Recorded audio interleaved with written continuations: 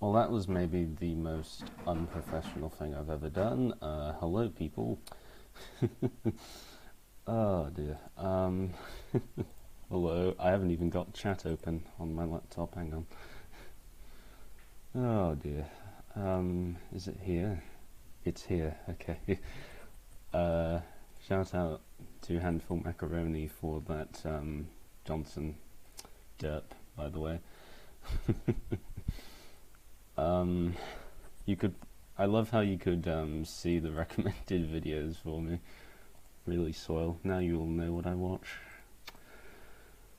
Okay. Hang on. Let me organize this. Oh dear, I can't believe it. I was thinking to myself, wouldn't it be really funny if something went wrong with the stream before? Wouldn't that be just awesome? Okay. Okay, we're sorting it out now. We're finally getting there, guys. Okay, alright. Okay, yeah, I did put in Derp Johnson. Right, we are now going to do this. Hey, okay, there we go. We're finally getting somewhere. That's good.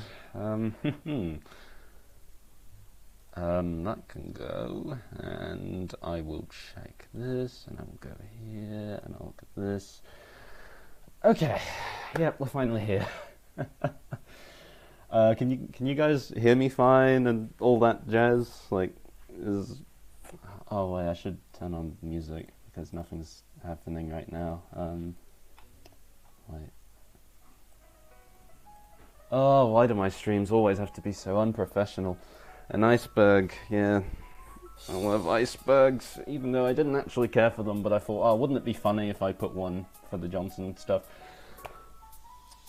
But, oh, that's probably too loud.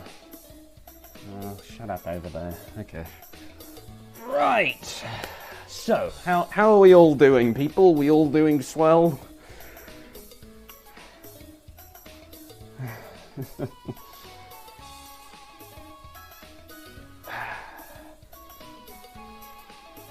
Okay, that's good. People are doing well.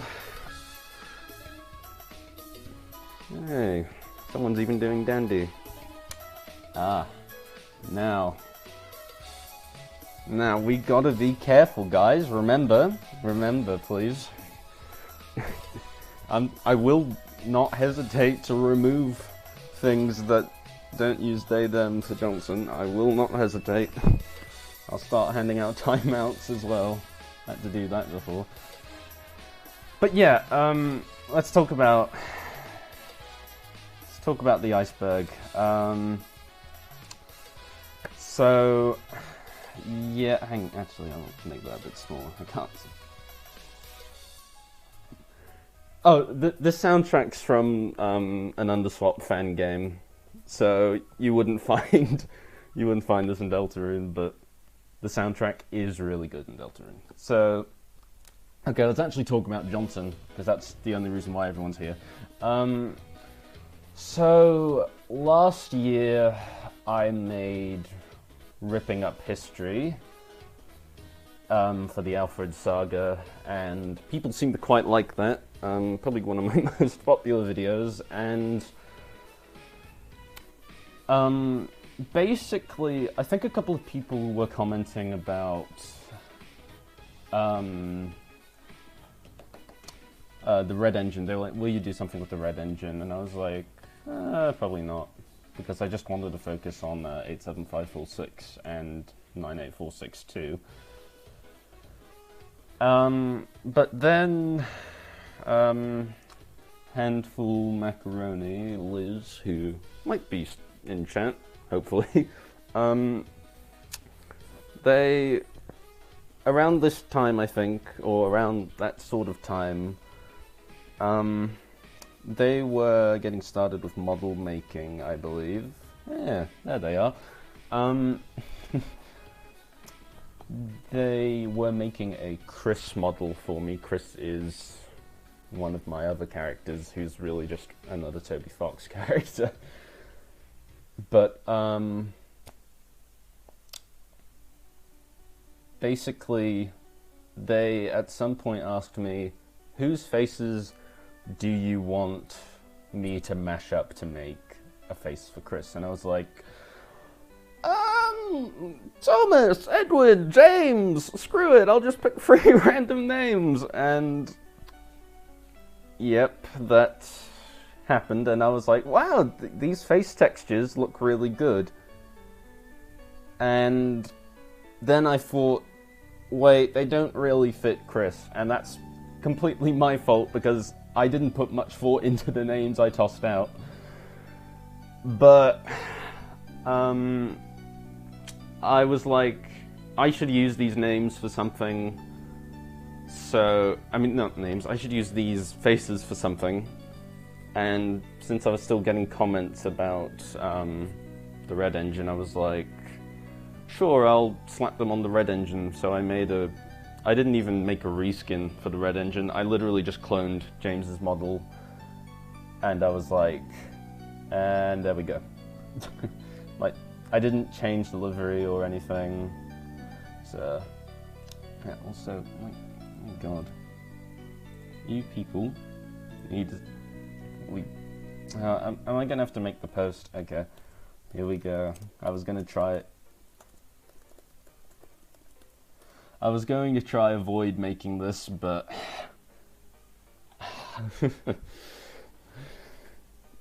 it is what it is.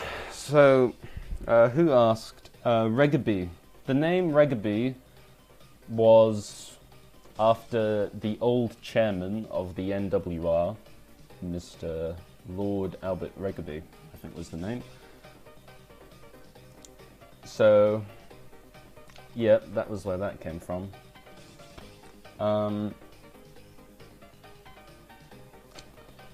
What was I saying? I was talking about... Okay, yeah, I made the original reskin.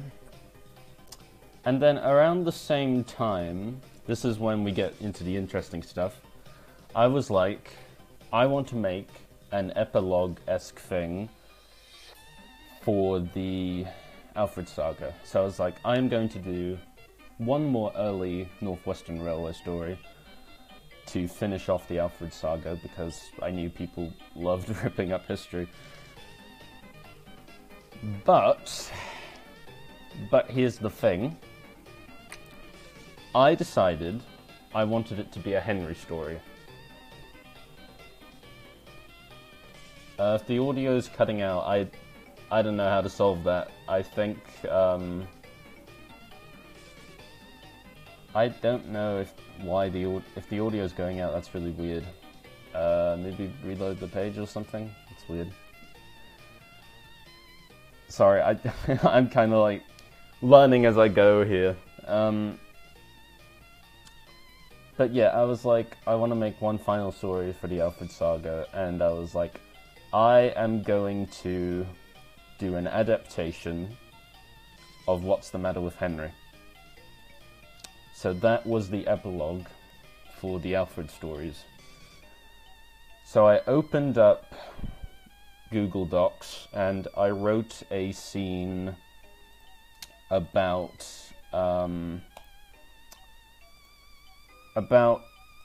Henry in the yard, Vickerstown Yard, just sitting there with steam leaking out and workmen like fussing around him. Thomas passes and he makes fun of him, and then, well, that's quite big. If you watch the countdown, that's where this came from.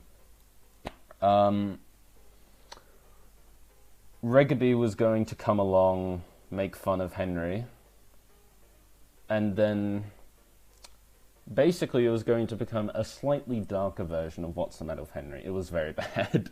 The script did not get far at all. I got to this first scene and then I gave up, basically. I wasn't happy with it at all. Oh yeah, also shout out to Tom K for the 87546 faces. They look They look very nice. Here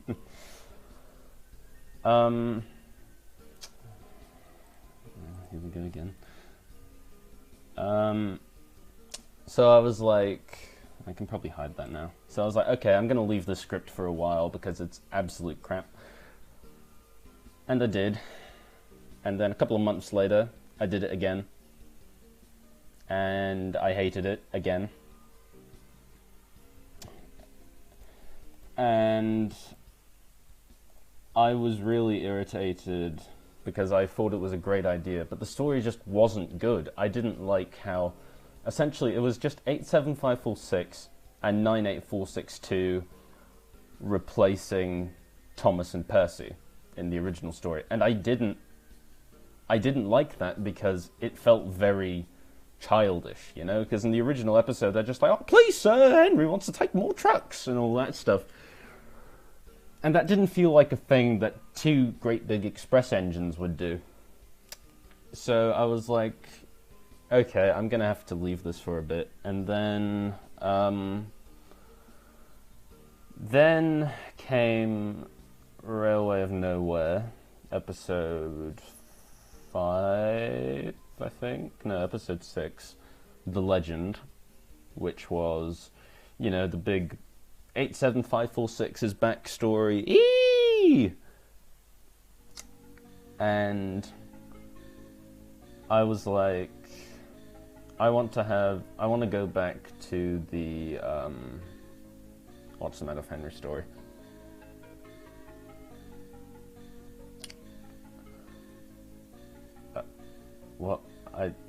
Guy with Stuff 692, I don't understand your question. I voice all the characters in my videos. The screenshots with Emily, Belle, and Rosie, Rosie does appear in my stories, not guaranteed about Belle or whatever though. 87546 was the engine Audrey was talking to. But, what was I saying? Oh my god, I keep getting sidetracked. Oh my god, this is why I don't do these things. The Legend. I was talking about The Legend.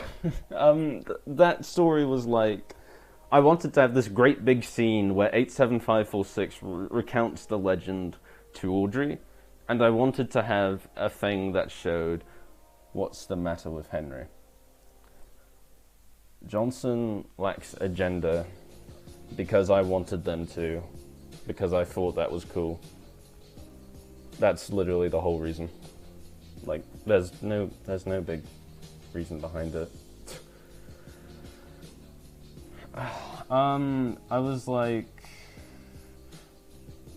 I was having the What's the Matter with Henry scene and I was thinking about it, but then I was like, if I'm going to do that, I don't want to show 87546 in it, because at that point, the story was still about 87546 and 98462, and I felt like if I was going to show 87546 in that legend sequence, it would be really weird. It would be like too on the nose, because at that point it was meant to be like building up suspense to 87546 being the engine recounting the legend in the first place.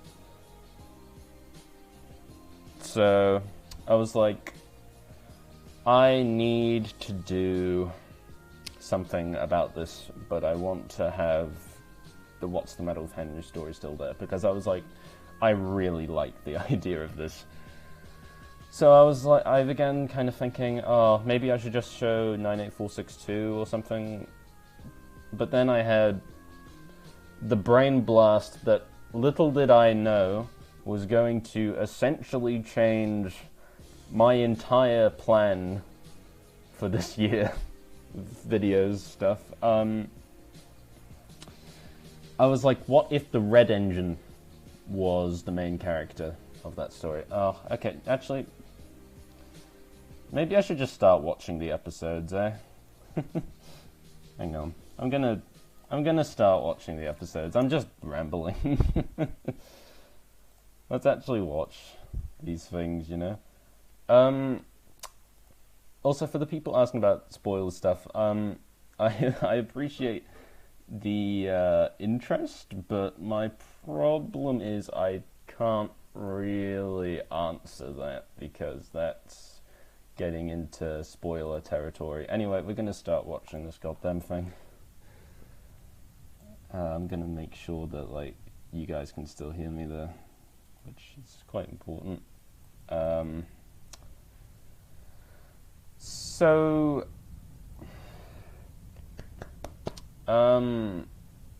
Yeah, I was like, the Red Engine will be the main character of What's the Matter with Henry. So I tried rewriting the script yet again for, like, the 14th millionth time. There were so many different rewrites, like, I swear to God, I could not get it. Oh, that's quite loud. But I was like, yep, this isn't going well. I don't know what I'm going to do about this. I'm struggling here so much.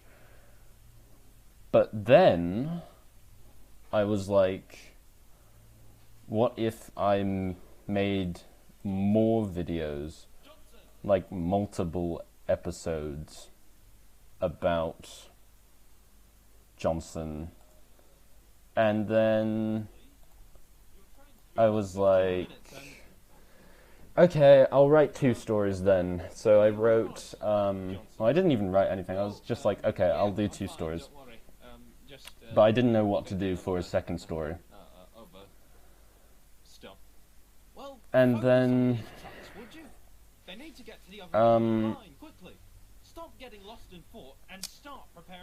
I wrote the second story. And then I had probably the biggest brain blast ever. Well, I thought it was.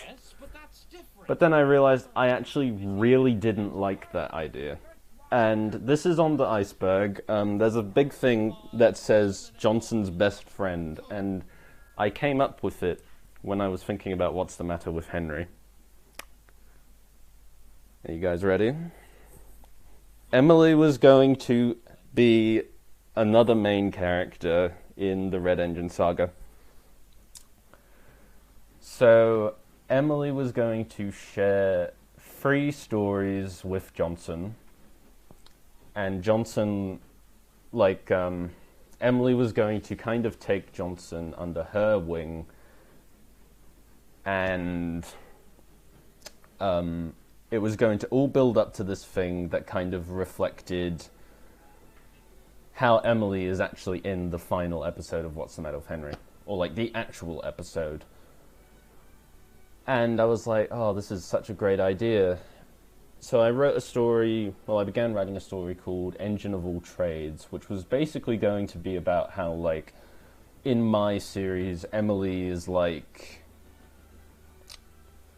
Emily, kind of like how in the show, she mainly takes coaches, but occasionally takes trucks as well, because she, you know, like all of her class is pretty much gone at that point, and she just wants to, like, prove that she's still useful in so many ways, so she takes trucks. And basically Johnson was going to look at that and be like, why would you ever want to do that? You're an express engine, that's weird. And then Emily was going to somehow prove to Johnson that, like, all work's important, was basically the thing. That was the big concept. It was the concept of work. And so I tried that. I tried writing a scene with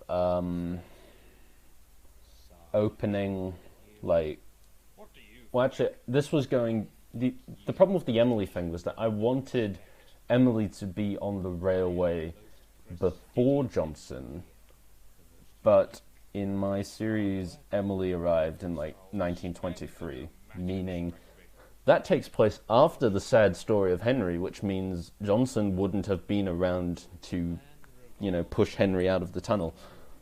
So I realized very quickly that does not work. Johnson cannot be a new engine coming to the island that Emily takes under her wing. So I was, and another thing was, I didn't have an Emily model. I didn't have a Railway Series Emily model, so I was like, I hate the TV series prop, so I don't want to use that. So Emily got dropped pretty, well, not super quickly. I did run with the idea for quite a while, but I was finally like, I need to drop this. So, yeah, the idea was there was going to be 3 stories. The first story was going to be about Emily mainly. The second story was going to be about Johnson and 87546, while the last one was What's the Matter with Henry, and there was going to be a runaway scene that basically was the same thing, or the same runaway thing that happened in the final episode, except Emily was going to actually help stop Johnson. So, yeah. I dropped the Emily idea, and then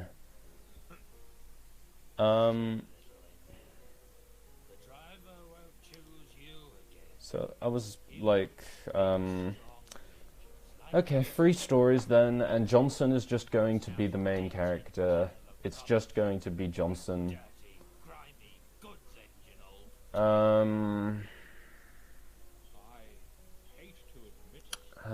So 3 stories about Johnson, and I wrote 3 of them. The Red Engine, Mixed Traffic Turmoil, and What's the Matter with Henry. Except I was suddenly like, this actually sucks. I was not confident with the scripts at all. And then I realized a big part of it was because it felt too quick. Like, there was no middle ground between the Red Engine and Mixed Traffic Turmoil. So I was like, Edward should have a bigger part in these episodes. So I will write an episode that's more about the absence of Edward. And that will kind of be like the middle ground between the Red Engine and Mixed Traffic Turmoil, where Johnson is slowly like getting more and more pressured by 87546. And I think that finally should be the end of the general overview. I didn't realize I was going to spend so long just talking about the overview. Oh my god. Oh, okay. Alright, yeah. So now I can finally talk about the actual episode, because I've already missed so much.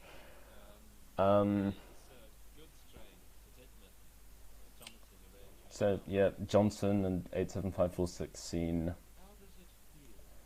I wanted this one to be quite important, because I wanted to set up 87546 and Johnson at the same time, because this is the first time that 87546 in my series has like been properly developed. It's not like just his concepts, his ideas, his plans. This is more like just the character of 87546.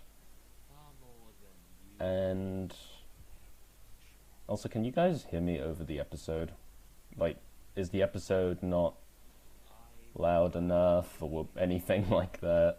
Because this is so unprofessional of me, my god. Okay, that's good. The episode is quite quiet. I kind of prefer that.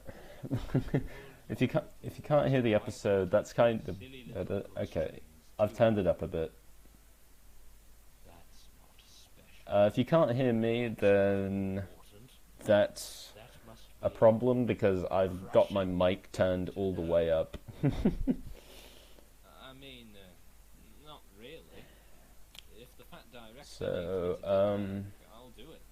If I can help out. yeah, I wanted to kind of establish that Johnson's very quiet here, and not much of a talker. They don't really have an ego in comparison to like 87546's boasting and belittling of everyone else. So this was a very important scene, in my opinion.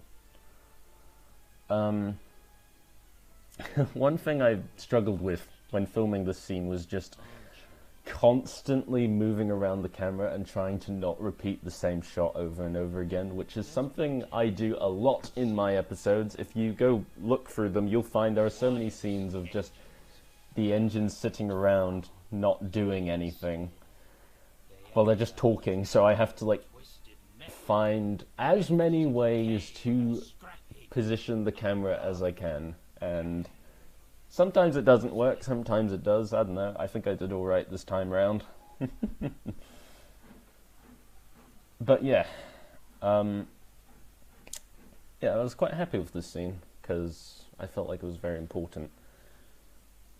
Nice. That's a really nice thing to know. I really like this face for Johnson. Actually, I can't fully remember the context. Actually, no, I do. I was writing the script and I suddenly realized I want to have, like, a face where Johnson's just, like, really tired, like, just sick of everyone's crap. So I was like, okay, I'll do that. And I think it worked quite well. I love that face. Pretty sure we're not meant to... Okay, this is... I guess I should probably talk about this next bit now, which is something I would put very low on that iceberg I showed earlier. Yeah, if Unlucky Tug makes it in the chat, yeah, Unlucky Tug, just, you know, on a nice Saturday, just popping on in, yeah, that totally makes sense.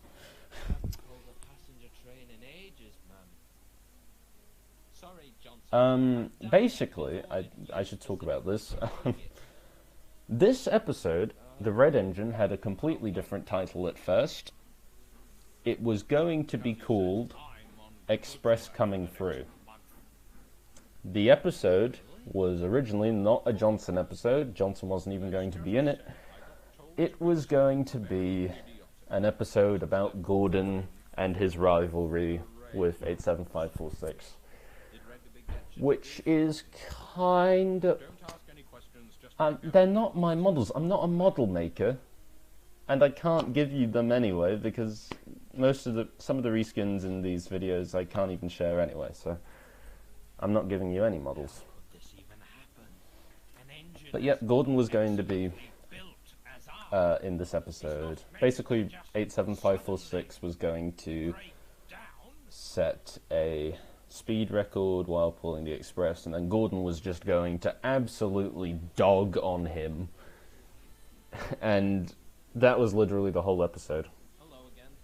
I just wanted to make like a prologue sort of thing, kind of like what I did with the Alfred Saga, where the first episode's about Audrey and Evelyn, while the other three are more about 98462. All the way to... But I decided against that because I just preferred the idea of it being a Johnson thing. Sure. Positive. So, yeah. This scene, even in the final cut, I think this one's also very important. This is one of the... This is one of the... Yeah, okay, I'm really glad people love the music choice in this one, because originally I had a completely different plan for the music. I was going to use Scarlet Forest from Deltarune, because I felt like that suited Johnson as a character, which makes sense. But then I thought about it a bit more, and I realized this shouldn't be a thing that fits specifically Johnson. It should fit the scene, like the feeling, that sense of excitement and rush, which made it more ideal to use the Cascade Kingdom music. I think I actually had this idea when I was like, I was in a car ride, and I was listening to Sajin Afro's music, and I was like, yeah, sure, this works better. And I felt like I'm very glad I did that. I think it works a lot better. I love this scene now. I don't get to do scenes where it's just montages very often. A criticism I remember a friend of mine giving to me ages ago, like 4 years ago now, was my stories don't really go anywhere. There's a lot of talking in my stories of just the engine sitting in the sheds instead of just actually doing their work. So when I thought about how I was going to execute this scene, it needed to be perfect. It needed to feel like you were that adrenaline sort of feeling, excitement of everything happening. Oh look, it's Renius. I just wanted to put a Scarlowe engine in it. I wanted to finally get one in.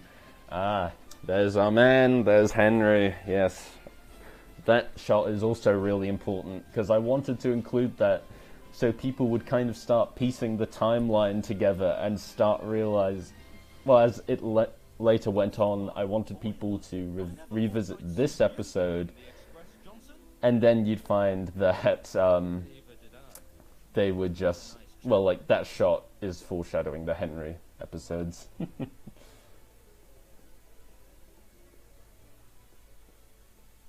That is true. That is true, Liz. Perhaps I'll need to give you passenger work more often, Johnson. Thank you, sir. Just as I'm told.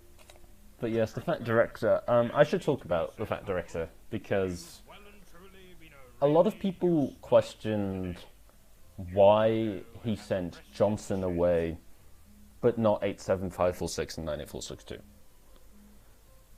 Because, you know, obviously, well, he doesn't know the full story about Regaby and Alfred, very strong word with but he knows a lot more about that. He knows that they are still bad. answering information about the book. Um, All you need to know for now is the I will have to give you passenger work more often thing. Yeah, it's kind of foreshadowing, and the but basically, my logic is the Fat Director couldn't send 87546 and 98462 away because they're big express engines, and a big thing in these stories that I wanted to work with was the Northwestern was in this loco crisis at the time.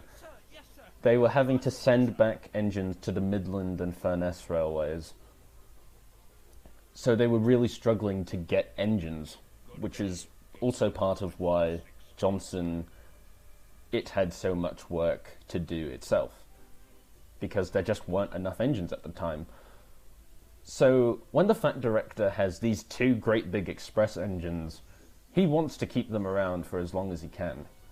But if Johnson, a mixed traffic engine, plays up, then chances are he can probably afford to send a mixed traffic engine away and find another one, because that would be a lot easier than it would be to find two great big express engines that have come all the way from London. So, yeah. Like, the Fat Director would have sent Alfred and Regaby away earlier if he could.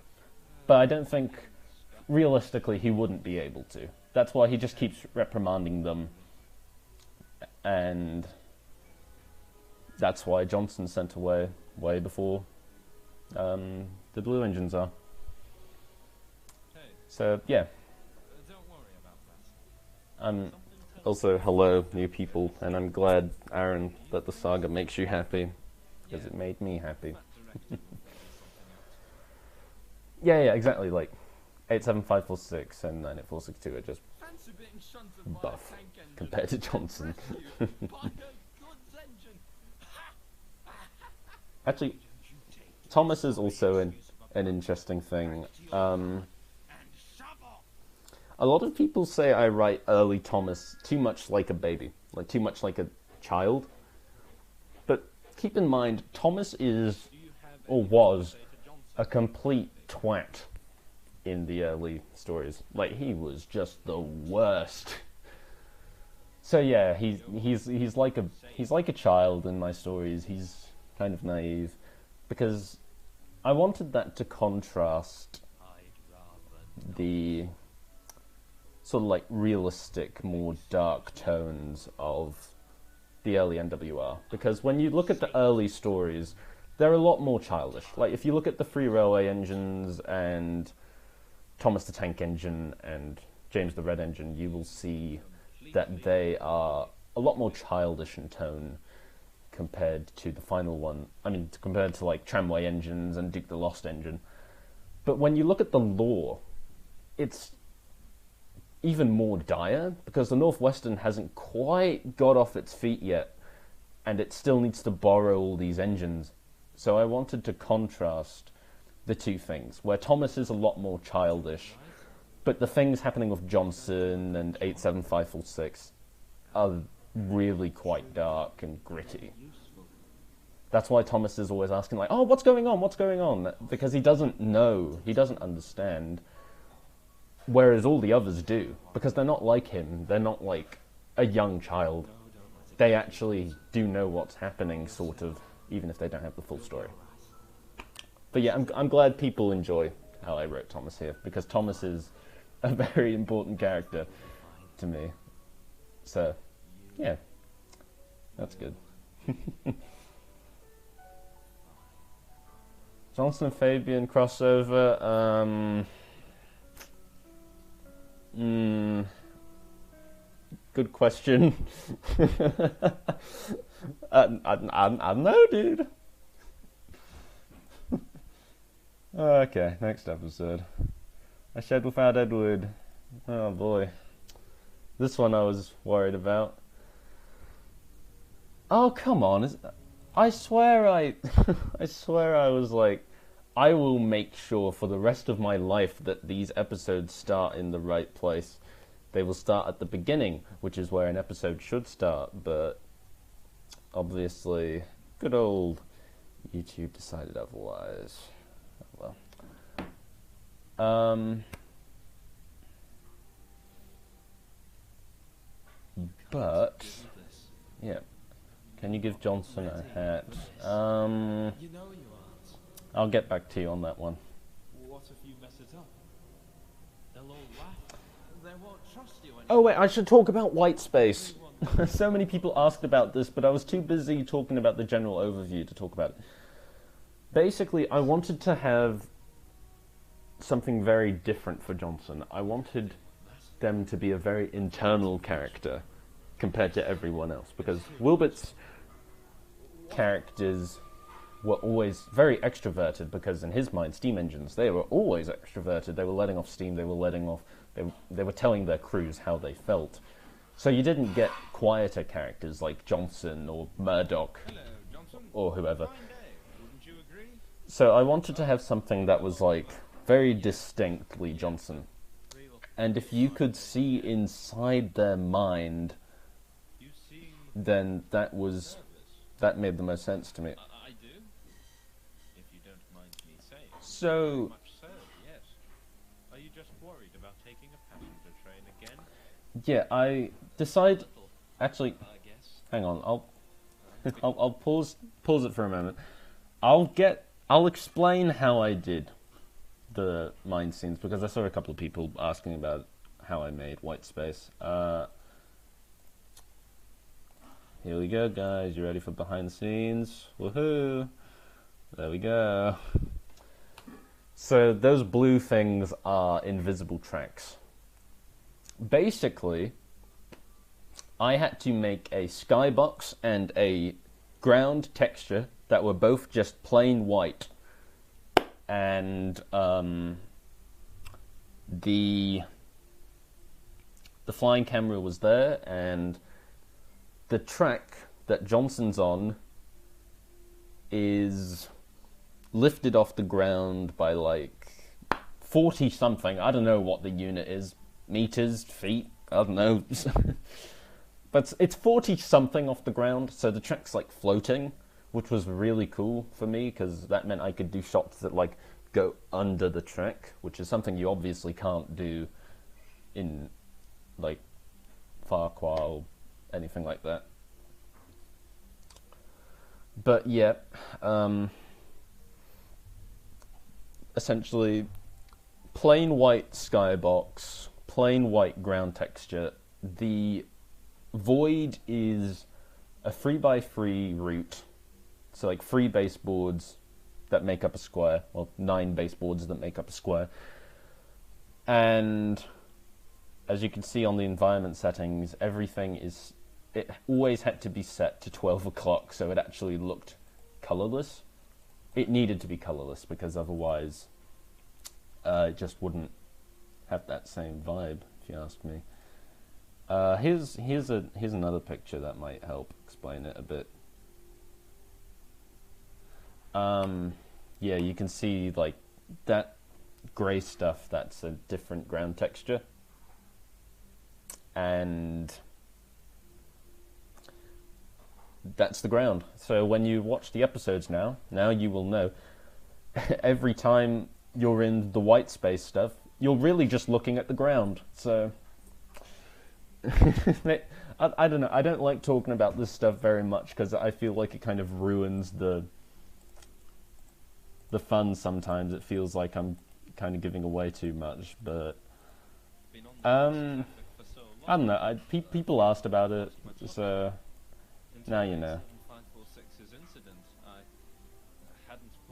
Yep. Back to the episode. Yes, I did say forever and ever because I really wanted to just have a bit of fun. Because obviously the title takes inspiration from A Shed for Edward. I'll try, but yeah, I really enjoyed working in like foreshadowing stuff from the legend into the story. I felt like that was very important. So yeah. So back on the white space stuff, a lot of people pointed out similarities to another video game called Amori, which, little did I know how much that was going to change things. Essentially, it's a very similar thing where these characters... It's a... Oh, whoops, is the episode gone? Oh, there it is. But, basically, people start... When the episode came out, the first episode, people started pointing out, like, how come the other white space scenes inspired from this one game? And I was like, no, because I hadn't played it.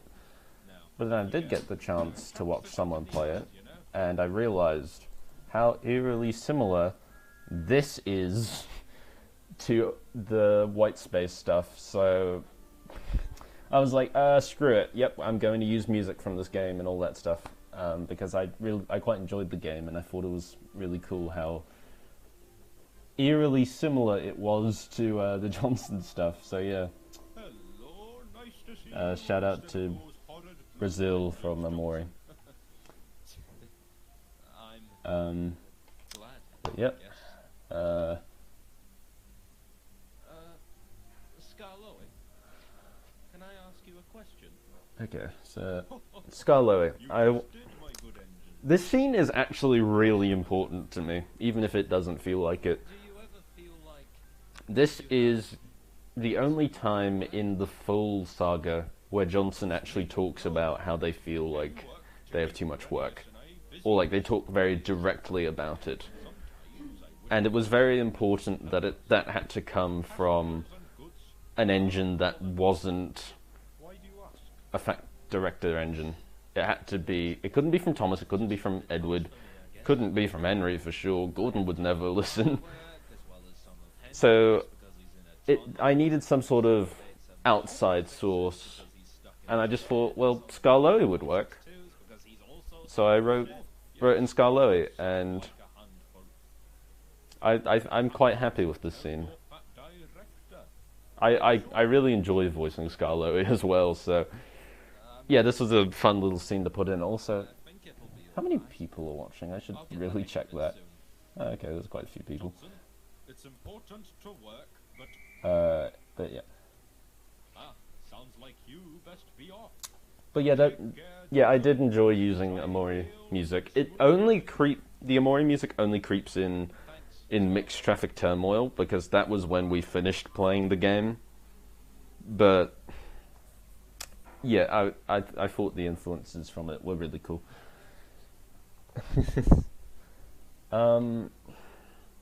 Oh, and then here came this scene, which I'm also quite happy about. I think this one's quite nice. Because this... Actually, I should talk about Edward. A few people asked me about why doesn't Edward appear in What's the Matter with Henry? He's mentioned a few times, but I never actually show him. Well, he never actually talks or anything. Essentially, what I wanted to do was I wanted a Shed Without Edward to be like Edward's final appearance in the whole thing, essentially. Apart from that brief little moment in Mixed Traffic Turmoil.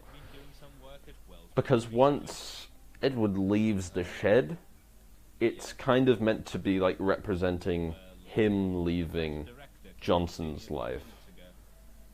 Because in the Red Engine, I kind of set up that Johnson, they have a very, like... They're quite close to Edward. Edward thinks very highly of them. And, like... Edward's the one who can kind of keep things under control at the shed. Not, like, particularly well quite yet, because he's still... You know, he's still being shut up in the shed and all that stuff. But... Yeah, I felt like it was very important that Edward needed to be away, essentially. He stops appearing. And... Yeah, I felt like this scene was really important because this is the last-ish scene that Edward appears in. Well, the last one he like very properly appears in and has a very prominent part in. I'm sorry, Edward. So yeah. Also another thing on the lore thing. People keep asking, why does Edward get his branch line in 1923? But there's no canonical date for when Edward got his branch line, unless Lunch Ryan has, Lunch Ryan, Luke Ryan, sorry, I couldn't help myself, Luke Ryan, unless he's got some tricks up his sleeve, like an Audrey note that says, oh, Edward got his branch line in 1948, then there's no canonical date for when Edward got his branch line. And the Wellsworth and Sudbury engines lasted till at least 1919, so I felt like it would make sense if Edward got his branch line in 1923, because he's seen very consistently at Wellsworth, like in the early stories, like Troublesome Engines he's seen working there, and again Thomas the Tank Engine as well. He's only a hello Thomas. Edward's only a visitor to Vickerstown sheds in Thomas and the Trucks, so yeah. Right, where was yes. Yeah, he's a bit cheeky, a bit... I felt like it would just make sense if Edward just got his branch line in 1923. There honestly is not all that much lore on the Brendan branch line, so there's no canonical date on when Edward got his branch line, so I was just like, he's going to get his branch line here, why not? That's it. Thank you, Johnson. That means a lot to me. You're a very... What? I was about to question why wasn't the chat moving? I now understand why. I was like, damn, it's really quiet. Now I see that people are actually talking a lot, and that somehow I didn't notice it. Okay. Where was the Amori music used? Mixed Traffic Turmoil, it's very prominent in the scene at the works between Regaby and Johnson. I used the confrontation music between Sonny and Amori there, which I felt like was very important. The Fat Director says... What else? Shoutouts to Aubrey from Amori, so true. What route did I use? I used quite a few. I used The Vickerstown route from Crovan's Gate works, the Edwards Day Out route from Crovan's Gate works, nearly every route was from Crovan's Gate works, and of course, Hybrid iOS by the Hybrid iOS lads. Luke's name is Boom Cookie, oh, my bad. Edward basically did just up and leave. I think it's getting a bit late. Oh yeah, I should talk about that. What's that supposed to mean? People asked about, is Johnson going to appear in like the 30s? Because in the Red Engine, there's that one illustration of Henry at Crosby with a James-like engine passing by with red wheels. And everyone's like, oh, that's the Red Engine, of course. So that means Johnson's going to return. That's not Johnson, that's not the Red Engine, that's James. The Red Engine is shown as having a red dome, whereas the engine in that illustration has a brass one. James has a brass dome, therefore that's not the Red Engine, that's James. So, no, Johnson did not come back in the 30s. Sorry, guys. The name Regaby was from the former NWR chairman, Lord Albert Regaby. Also, yes, I was really in a Captain Punjab mood. Fun fact, I've never watched Thomas the Buckman model fully, which I should really solve. I should fix that. Did I miss anything else? Excuse me, 87546. I'm going to need that side Okay. of yours. Yep. We've got some trucks coming in from the mainland, and I find another side. I'm not answering spoiler-related questions. But I want I'm not this answering one. that. Alfred got his name from one of the NWR directors. Edward... Because I need this So side true, of it. Dookie. 87546's model was made by... Well, I think it's on Cog Railway 3D, if I remember correctly. I remember the guy who made it was Max the Modeling Dude, and I reskinned it to fit Alfred, It's but only yeah. been 5 minutes. Have you forgotten that the Fat Director's taken your precious yeah, this scene was really important. I needed this one to really hit right. That's not true. Again, Thomas was in it because, you know, he's childish, and the moment he goes, that's when the very serious stuff comes in. You wait and see. I really wanted it to be very impactful. What do you 87546's backstory, maybe, I don't know. just wanted to make sure nothing Out of the Johnson episodes, which would you say is your favourite? 7546. I feel like a kind of quite boring answer, but I do think it is What's the Matter with Henry, because that story was in the works for a year, and it evolved so much, so yeah. It is COG, okay, yep, so COG Railway 3D, that's where the 87546 model's from. 7546 and I can deal with it. Off you go.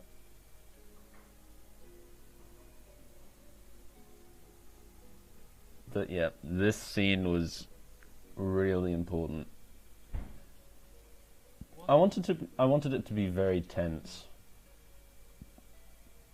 Give him the damn siding was a line I was really scared about, because I always try to be very careful about the language I use in these episodes. Because if you just use too much, it's just like it just totally loses its tension. So I was like,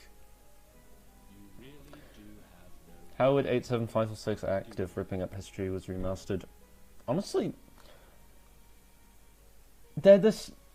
I know 87546, like, you see a very different side of him in the Johnson saga, but ultimately they're still the same character. What? Like, 87546 is still a really boastful... Give him the damn siding!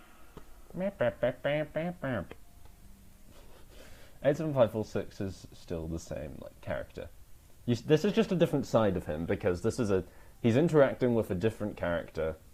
So, yeah. Johnson and Evelyn are the only two characters who can say that. Well, Audrey can too. Audrey can too, I decided. You are feeling tense.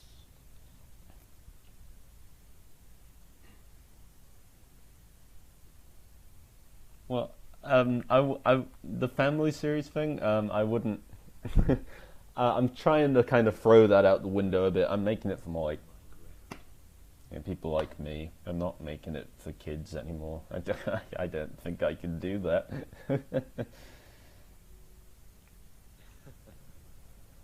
Yeah, okay, yeah, Dookie, that's right, that's right. You are an interesting engine. 87546 doesn't flinch because he's a big man. What's stopping Johnson's driver from putting on the emergency brake? The story. You have a What's stopping... curious. Like, if you look at so many other stories, what's stopping the crews from doing anything, right? There wouldn't be any story if the crews could just do everything. So does Legend of Lost Treasure wouldn't You try. happen, and there's so many stories where the crews just don't matter. Really, So, like, you have you no gotta... control at all. You gotta suspend a bit of disbelief, you know? Not Okay, burdens. Johnson did actually yell that. I should explain. I didn't realize people were really confused by the white space stuff. The void scenes, everything that happens in those scenes, it is really happening. Like 87546 is saying these things, but this is how Johnson sees it. This is how they see it in their mind. They see an endless void with 87546 sitting there, and all they can focus on is him. This is what they're thinking about. This is what is happening in front of them, but how they see it. So yeah. I used Mark 1 Thomas because Mark 2 Thomas was only a thing in like 1960. Also, this shot is really cool, if you ask me. I love that, like, cut to silence. I love doing, like, really quick cuts, so, yeah. 87546 is a B-17, by the way. It's like a one-off engine that was later developed into the B-17. B-17 bomber! Hello, NZR engine. Nice to see you. The day Thomas was murdered. B-17 bomber!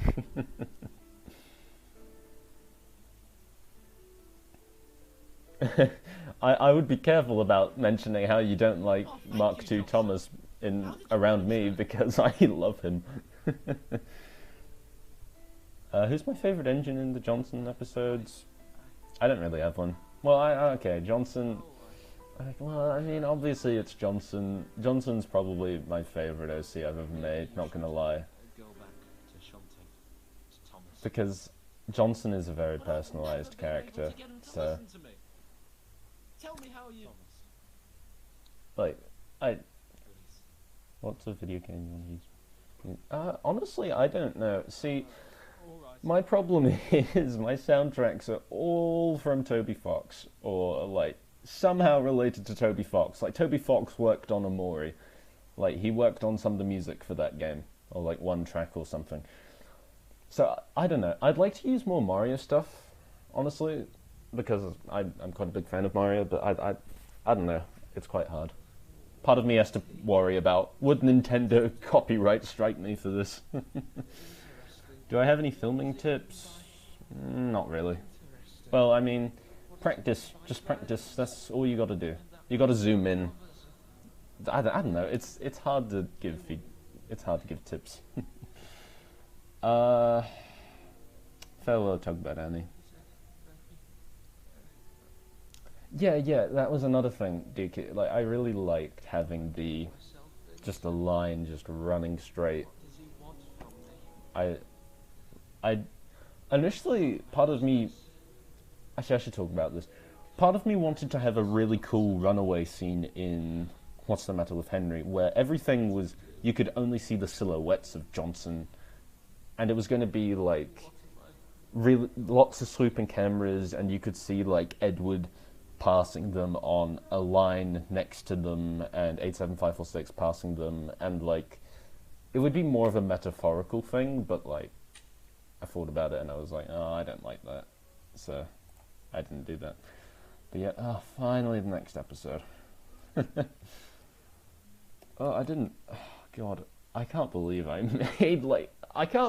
made an hour and a half worth of content. I can't believe that. Hang in there. Don't lose your focus. Don't worry about what he says. Just keep at I own a lot of Trackmaster, plow rail stuff, a bit of Take Along, a lot of Wooden Railway, and I have some Hornby stuff. Just don't slip up. What inspired me to make YouTube videos? Other people. Mainly, TARDIS Rescue was a big one. I love Dan's work. Morning, Johnson. Hope I haven't interrupted. I changed back to the Alfred, You haven't. to the older Alfred model, Don't worry. because I wanted him to fit with the new 87546 model, but the new 87546 model looks like an old 87546 model, so they both look old, and I think that makes sense. Hopefully that makes sense. Did I always envision Johnson like this? Sort of. Not well. Originally, I wrote them more like a very cynical character. Still very quiet and reserved, but like Will you be heading for not particularly friendly when they were talked to. They were just kind of like done with everything. That like very sarcastic side of their personality was a lot more present. It was more like, imagine how they act in What's the Matter with Henry, but it was consistent throughout all the episodes. But I didn't like that, so I was like, in the first 2 episodes you see a lot more Yeah, nice, I sure do. the nicer side of them. me? I haven't said anything wrong. Oh yeah, the waterfall music in the Red Engine, I really wanted to use that. I thought about that a lot, so I love how it came out in the end. What I mean is, Alfred is also quite an important character. I really wanted him to be quite sympathetic, You insist. but he's kind of also dealing with his own thing, and he doesn't know everything quite. He doesn't know everything, so he's just trying to be nice. He's trying to make up for all the crap stuff he did. So Hello, yeah. Johnson. How's your train coming along? And here's Henry. Here he is. It's been fine, Henry. Who's that red engine in the shed that isn't Johnson? That's just an engine on loan from the Midland Railway. I feel slightly out of breath, but it's better than being stuck in that tunnel. It'll come, I'm sure. Oh, Henry's out of railgate. Oh no. I wouldn't want you to stall on the main line like you did yesterday. Yes, indeed. My system just...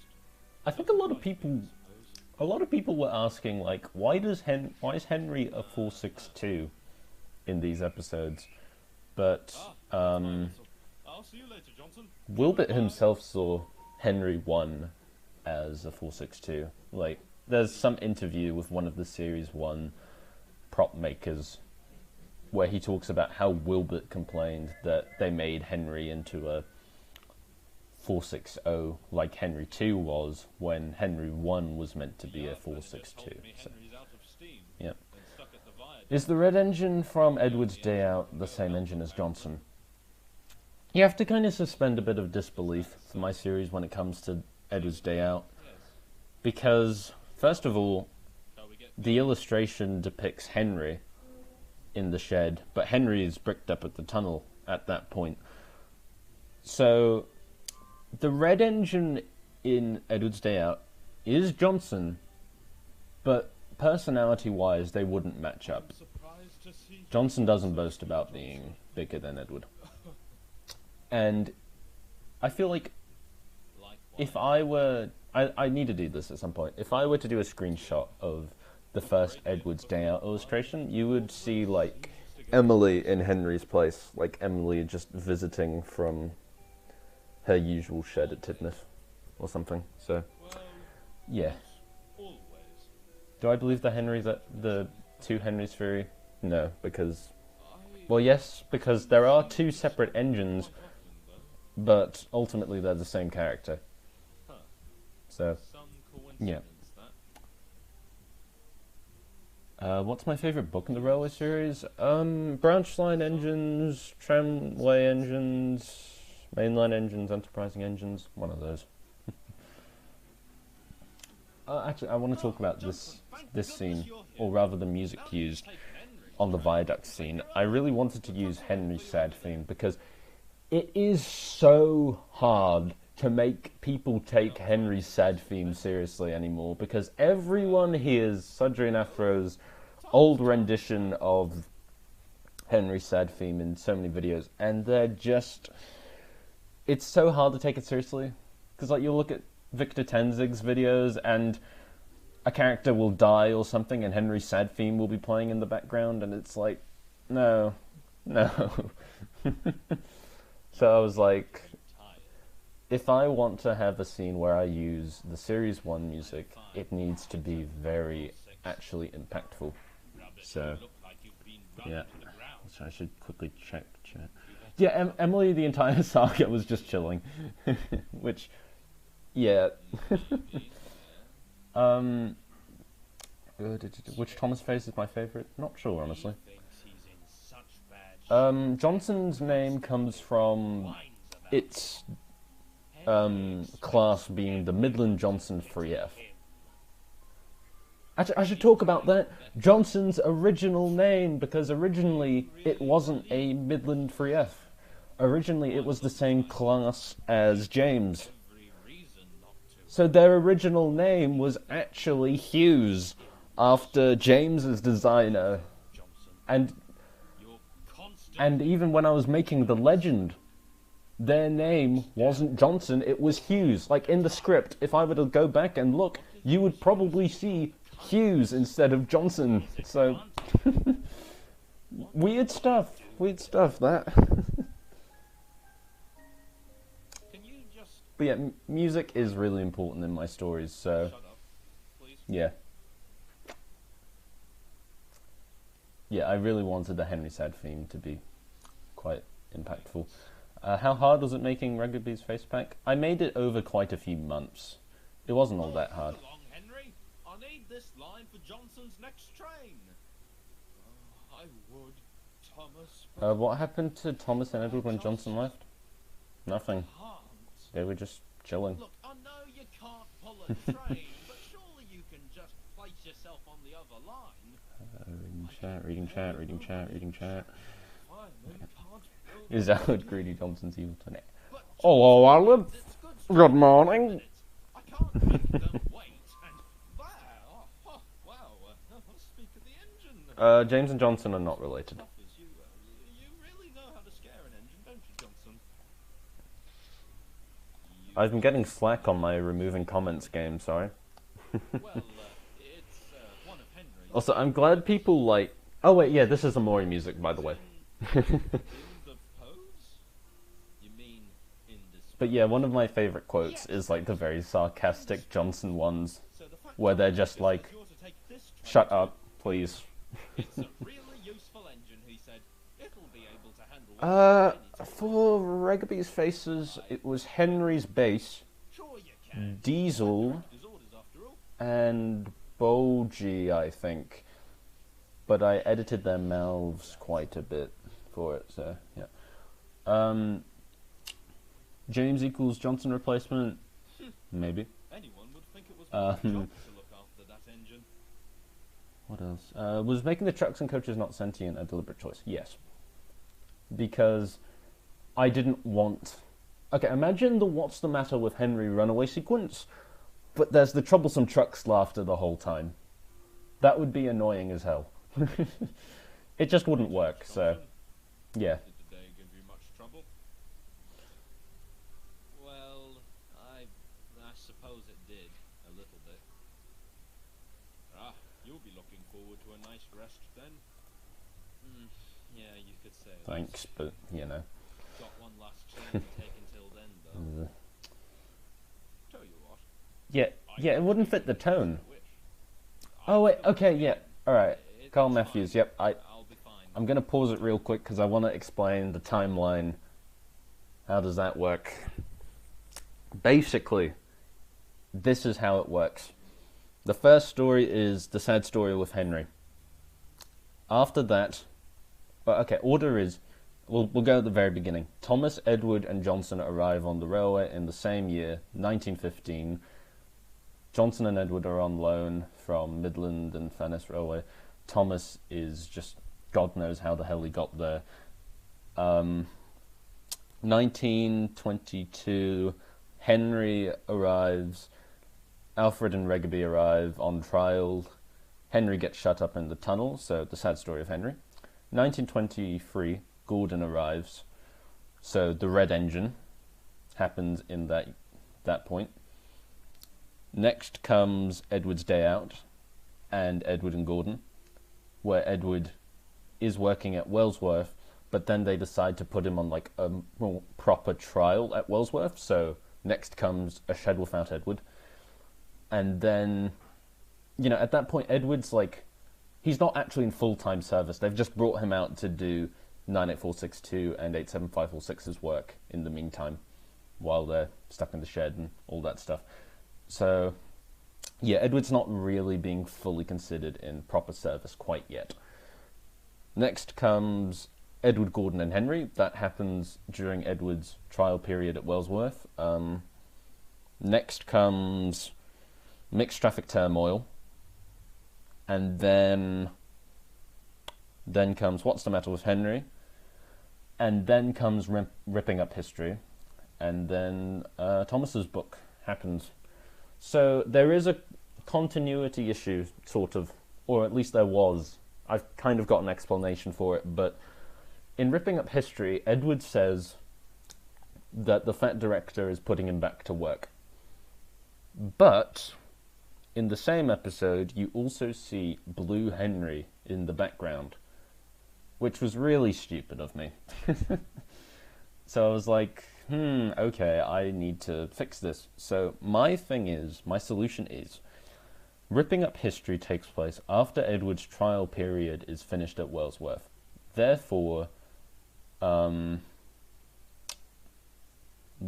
Edward, they decide, yep, we're going to move Edward to Wellsworth. So when Edward says he's being put back into service in Ripping Up History, he's talking about how he's actually being put into full-time service on a branch line instead of just covering for other engines.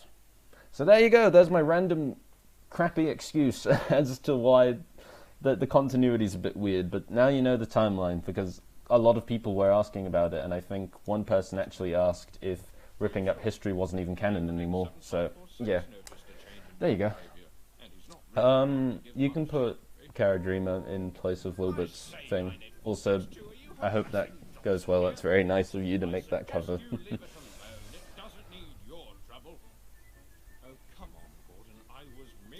But yeah, I've been wanting to talk about the timeline for ages, because part of it was very, I like doing the timeline stuff, trying to work in things into the Railway series. What part of the timeline do I plan on exploring next? I don't know, honestly. I don't really want to delve into one particular timeline. Actually, wait, hang on, I need to pause it again. Something really important. You see that? She was there the entire time. The whole time. Emily was there. Do you see her in the background? Does my mouse show up? What did I just do? Is it gone? Oh, no. No. Oh, this is why I don't do live streams. Okay, there we go. But yeah, Emily was there the whole time. I was like, Lamau, what if I put Emily in the shed and no one will notice? So, yep.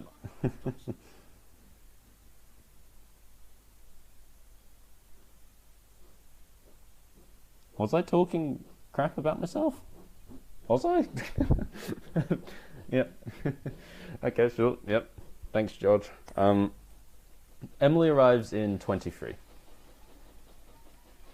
But yeah, I'd like to maybe take the next Sudden Rails episode to like the 50s, maybe. It's just one more train. Um, How bad can it be? You'll just get it. how did I create 87546 personality? That's where the Sodal Dark Time stuff really comes in, because I wanted Regaby's personality, or rather the vibe of him, to be very similar to how Richard Jordan's one is, because I think Richard Jordan's Alfred is incredible and deserves more appreciation. So, yeah. Come on, keep calm. Attend to the track. Attend to the track. You'll be okay. Yeah, that's right, Christopher. You just gotta. That's right. What gave me the idea to put Emily in the sheds? I was just like, I need a. The shed looks totally empty. I should put someone there. So I was like, yep, screw it.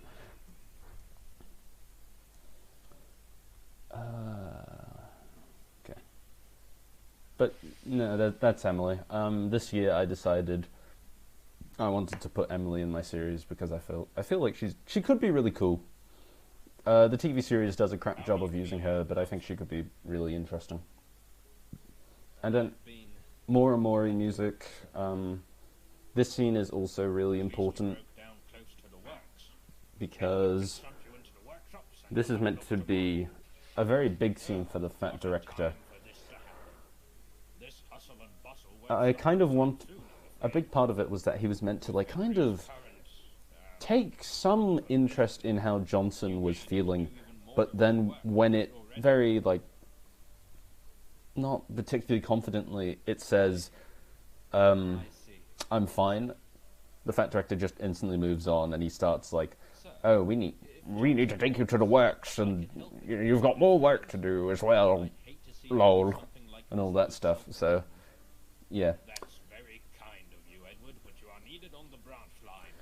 Yeah, that's why Arthur's in the Surgery and Rails roster stuff. There's a lot of characters in the TV series who I think have a lot of potential, but it was just never used. So, but yeah, Emily could be really fun. I agree with you, Dookie. So that's why I would like to do something with her. That's why I wanted to put her in this episode. Oh, this transition's fun. Yes, I like that one. I like that transition a lot. How did I make Johnson's faces? Well, I'm glad you asked, because the original base faces were made for another character of mine. They were made by Handful Macaroni. They made like 5 faces, and then I edited them to fit Johnson better. So, yeah.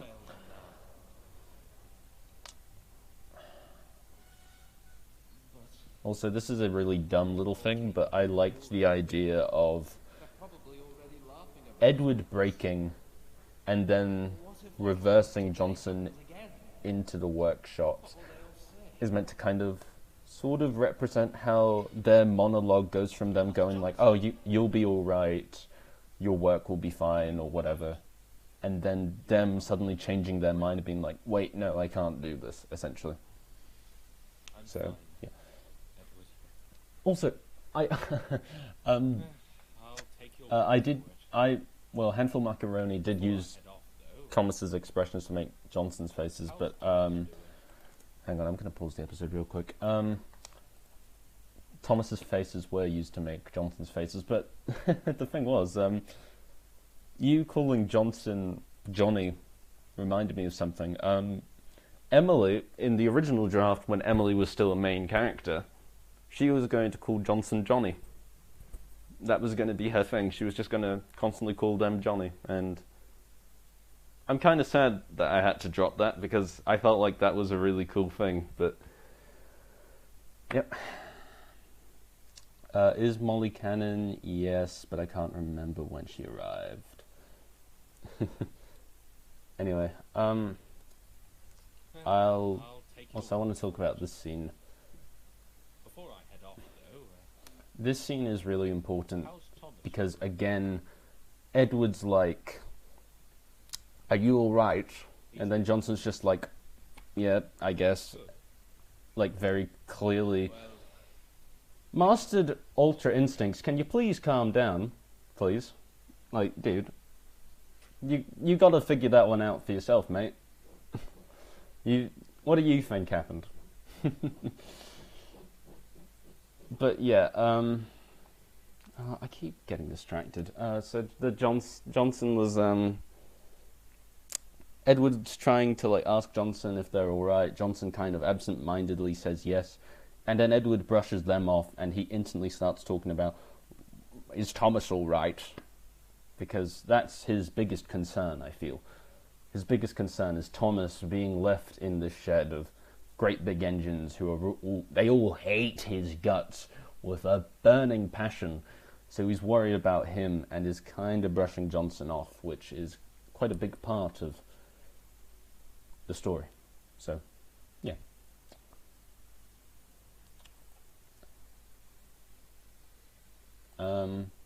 Yeah, you can ask as many questions as you want. I won't answer all of them though, because sometimes I just can't answer it. Why are the endings of the saga so cold and sad? Because where's the fun if they aren't? What does he want? If these are my stories, and I like making them sad, because there's a big thing in the fandom right now where, lots of people are trying to recreate the TV series in particular, like the very happy-go-lucky atmosphere of the TV series. I just broke down. So, therefore, You know, Johnson. therefore, You were just like the others. oh my God, what was I saying? Waste of steam.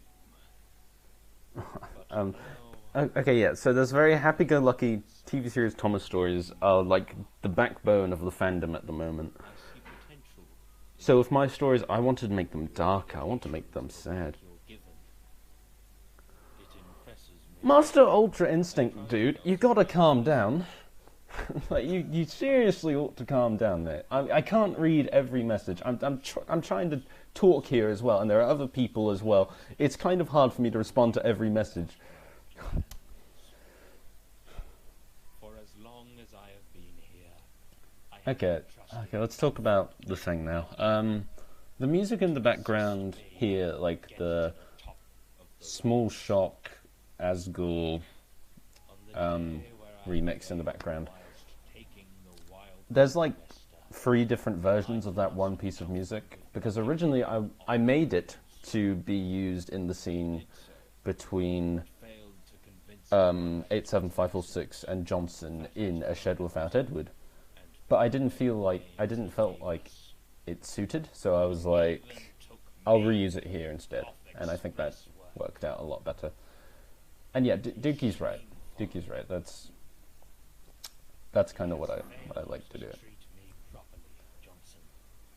And I can tell he hasn't treated you well either. I can only Yeah, recall one Henry doesn't hate Thomas, but you got to keep in mind Thomas isn't exactly particularly nice to Henry. Like, look at Tank Engine Thomas again, where he's like, "Where have you been, lace bones? Rubbish, you're too fat," and all that stuff. So yeah. He's making you look Uh, after Thomas like you're some sort of Who was your favourite character? The voice. should you have to I watch over that honestly, I don't know. I quite like voicing Thomas. I quite like voicing a lot of them, honestly. How did I make the Railway of Noah series? With great difficulty. He says he suffers dread. Are the bad engines on loan to the Fat Directors Railway because their owners want them somewhere else? No, they're just on loan. One cares. They're just there. No There's not really any reason as to why, apart from just the fact the Fat Director needs them. trying to fix that white elephant. Who made the 87506 model? Max the Modelling Dude, I think is his All name. in his mindset. Or something like that. You ought to stand up to such outrage, Johnson. Because of that, I have Least favourite character? great I don't really have one. Johnson. No one can choose who they are in this world.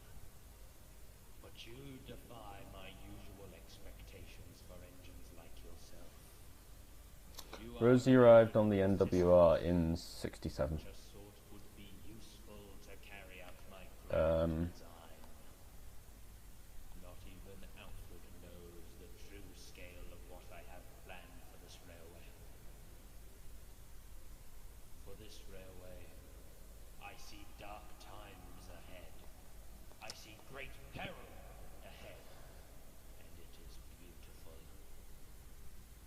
I know exactly how If I could change one thing about the saga, what would it be? I don't know.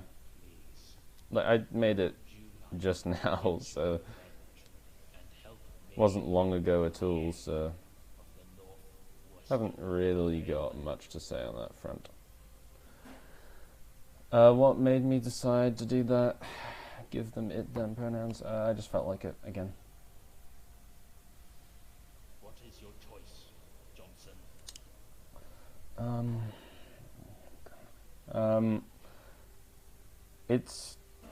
It's really hard to help people make their own stories. Like, honestly, you just gotta try. You just gotta go for it. Do when you get Like, you gotta practice. You gotta develop your own style.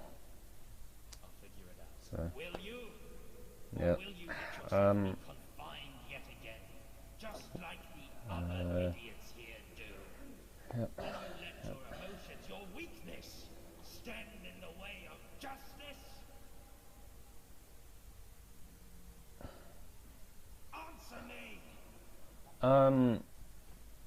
Yeah, it's a bit of a spoilery question. Sorry.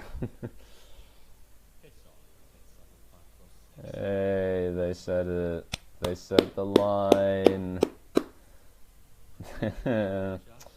Oh, I love that line. It's so silly. Get out! Get out! Oh, whoops, the episode's gone. There it is.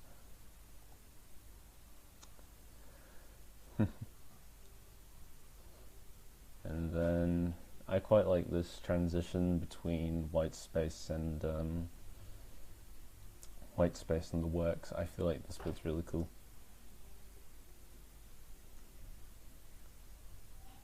That bit, I just feel like this bit's so satisfying because it's so quiet at the works compared to like the void sound effects of the white space. So yeah.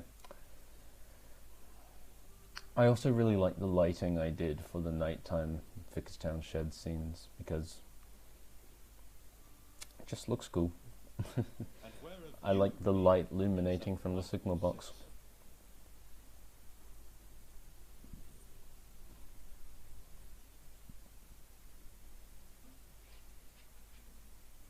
Are you seriously giving me the silent treatment? Yep.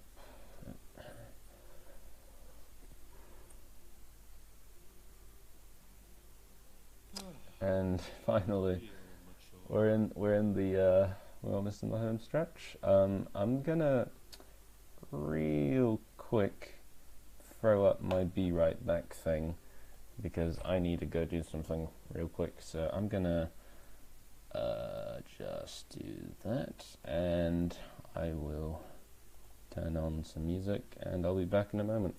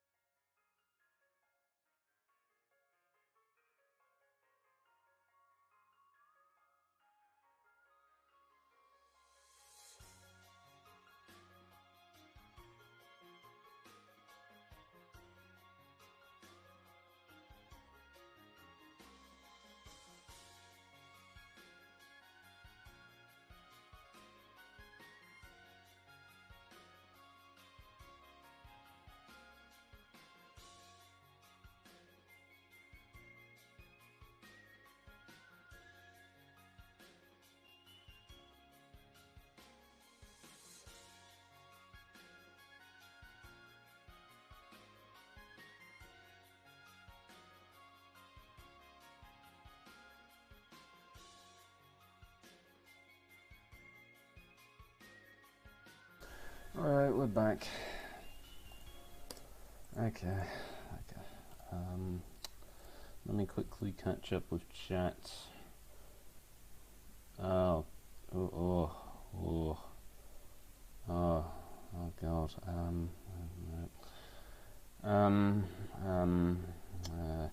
The logging locos will not appear in Sundry Rails. What trains editions are you using? I'm using models from the Jonatiers, Sodal Workshops, and Richard Grimsgate Works, and Harwick Enterprises. Trains does work on Windows 12.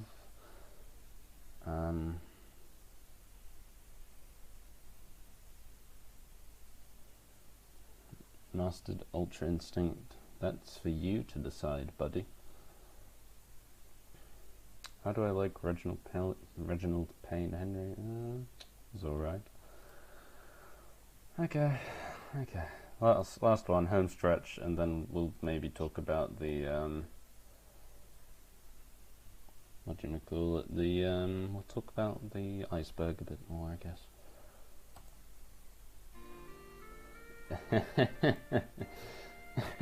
Forgot about this.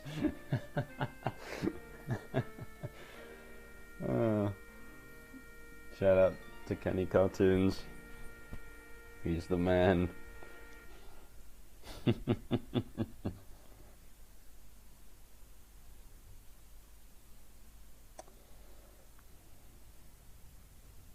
Also, people keep making comparisons between Johnson and Chara from Undertale, and I just want to say, if you think Chara is a genocidal maniac, I think you gotta play Undertale again, buddy.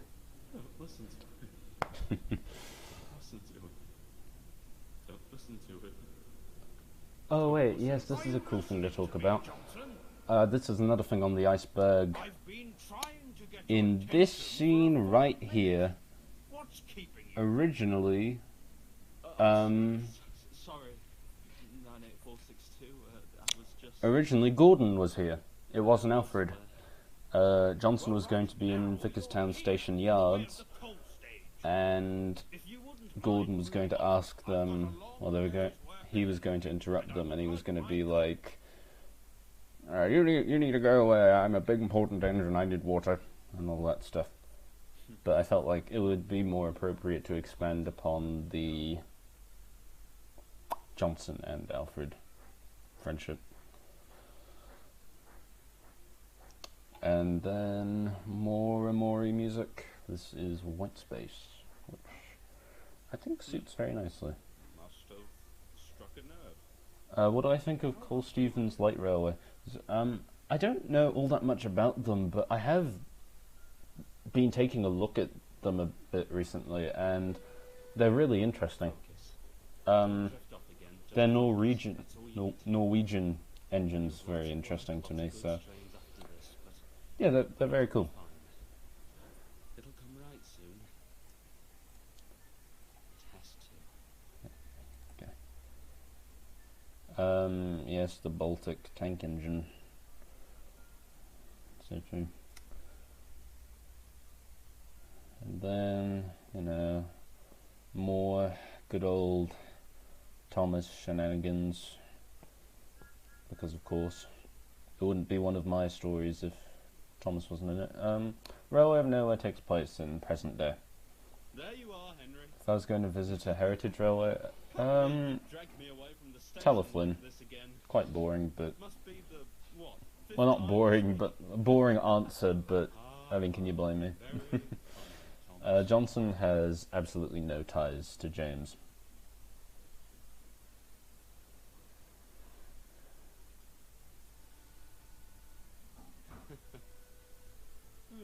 Cheeky little tank engineers. The other engines didn't know that something was up with Johnson. And, like, if they just told the Fat Director, again, well, where's the story, right? My stories really try to stray away from using human characters because I want to focus on the engines. They're much more important. My favourite type of steam engine? You haven't heard before. The SECR Class.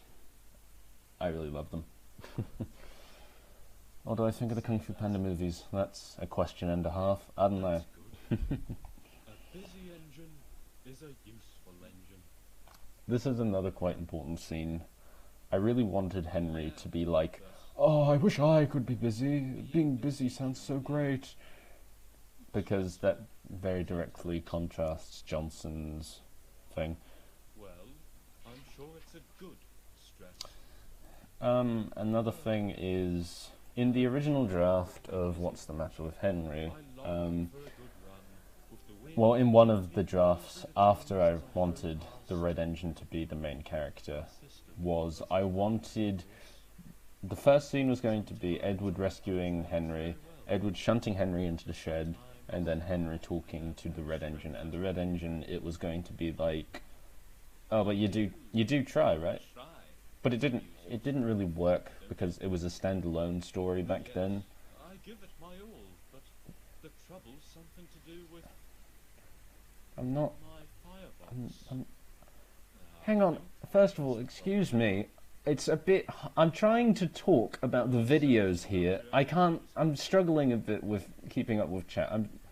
If you're going to say, "Really? You skipped my question again," and all that stuff, you could have asked your question again, and I would have just read it and answered it. So, think about that one a bit.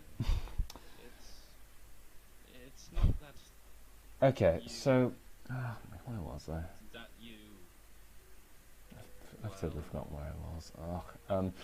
Johnson was going to have a scene with Henry in the shed in the original draft. It was going to be very much like this, except 87546 was going to be there as well. Forget I said anything. I'm just spitballing random facts here. I really wanted a slowed down version of Henry's side theme here because I felt like it really worked nicely. Johnson, I I knew this was going to kind of turn into a Q&A. I'm not surprised. I'm not necessarily against it because I'm happy people are taking interest in it. It's just a bit hard to keep up with chat and the video as well. The engines of the NWR has pronouns. Well, everyone does. Everyone has pronouns. So clever engine. You've always got Yep. something going on in your smoke box. I'd like to hear what your where is Johnson now? Is it meant to be up to us? What happened to Johnson after they left Cyril? Is it not going well? Well, what do you think, right? Like, what do you really think happened? What is it? A lot of the Red Engine... What did I do to make Johnson be the Red Engine instead of Eagle? Eagle is not the Red Engine anymore. If you read the extended Railway series now, you will see that the engine Eagle is currently in the extended Railway series is an engine that didn't even exist in the early NWR days. So, yeah, that's what... Johnson isn't Eagle because Eagle isn't the Red Engine, at least anymore. So, yep. Henry's illness was a really big thing in the story. I wanted that to be like the catalyst for the story because, you know, the only thing we ever see the Red Engine do in the Railway series is, you know, them trying to push Henry out of the tunnel. So I was like, what if we take that and we made it such a big part of the story? So, yeah. Do I have any tips for someone starting a series? You just gotta go for it. Just like write a story about one of your favorite characters and just go for it, you know? There's been a change of plan in your jobs today. The Brendan Yeah, the A0 thing is Edward doesn't very have the weird. time to push trains up the hill. So I need you to do it instead. Get to Ellsworth. Another thing, I wanted this to be like the only time you see the Fat Director in the episode, because again, he's like quite confident. He's just like, yes, Henry can do it. Yep, they're perfectly fine. Henry shall Because again, Henry, sir? he just doesn't know. He's just got a railway to run. So, He's got lots of steam yeah. this morning, so he'll be more than fine. I want to know why everyone jokes about the Red Engine being Johnny Cuba. I genuinely don't get it. Like, what What story is there behind that?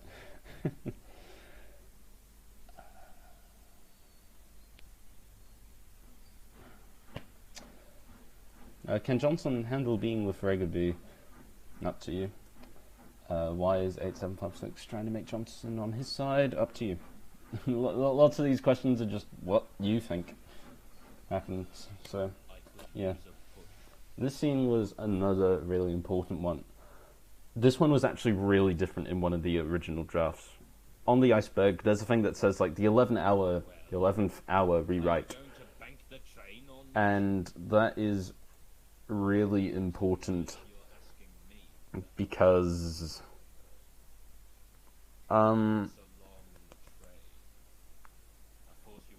originally it was the complete opposite. This scene was going to be like Johnson offering help and 87546 not accepting it. More like a scene about 87546's ego. But then when I finished filming Mixed Traffic Turmoil, I began looking through the What's the Matter with Henry script again, and I realised, wait, this is bad! It doesn't make sense! So instead I rewrote this scene to be Johnson being confused as to why 87546 is asking for their help. Which makes a lot more sense to me, because this scene has a double meaning, and I really like it. Because it's not just about Johnson pushing a train, it's about them slowly starting to kind of see 87546's point, which I think is really important. Also, thanks for the explanation on the Johnny Cuba thing. I didn't know that Tanzig did that. I'm not surprised it's a Tanzig thing though. Also, shoutouts to Mystery Man for the music in the background of this. I really love his cover of this music from Delta in Chapter 2. I swear I've already answered that the logging locos will not appear in Hadrian Rails.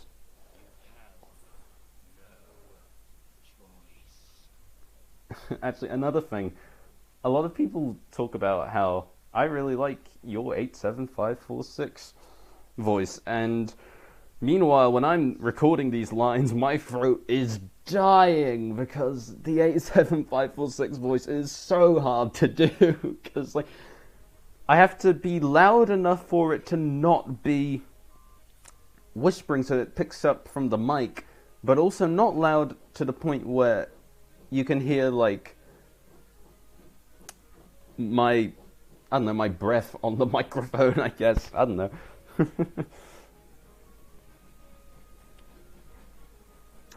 But yeah, his voice is really hard to do. I'm glad people like it though. And yeah, Mike's right. Big thing in my story is ambiguity. Yep, that word. Just coming up to your own conclusion, that's really important, I feel. So, yep. Which one is the easiest? Thomas. Thomas is just my normal voice, but I made him a bit cockney.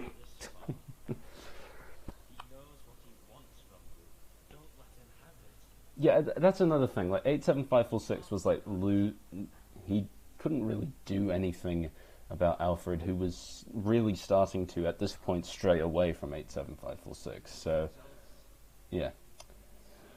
The music when Johnson pushes Regaby up the hill. That is a thing I made. A cover of Reunited from Undertale. Hang on, where's the music from? It's Undertale, I just said. This music playing right now is from Amori. I did have a bit of difficulty for Johnson writing, but I did also think that a lot of it was just what would I do in that situation, which made it a bit easier. A lot easier, actually.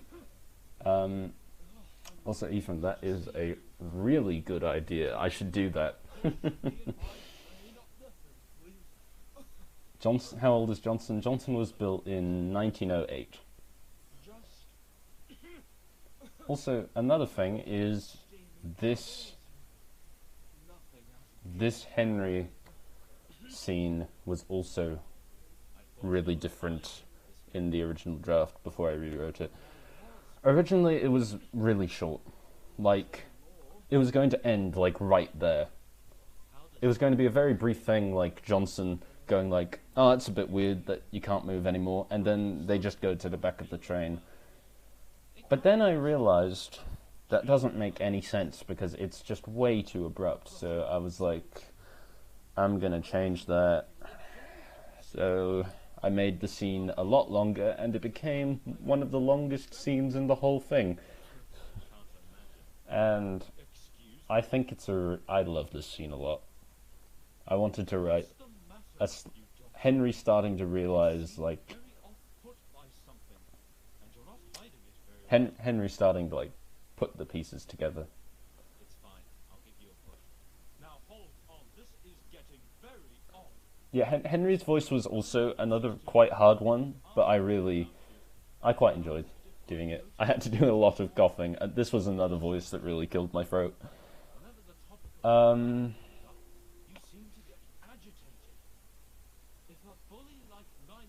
Adam, Lily, and Colin aren't canon in my series. I don't know where Neil is. Clive and Matthew aren't canon. I don't know.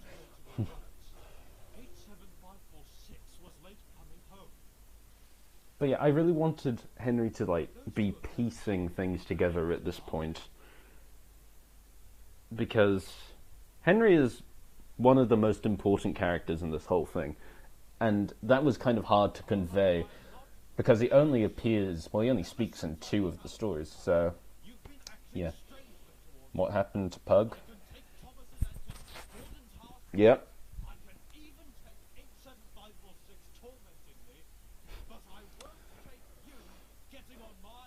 Another thing is, one tram bands The Wall music here, which I love so much.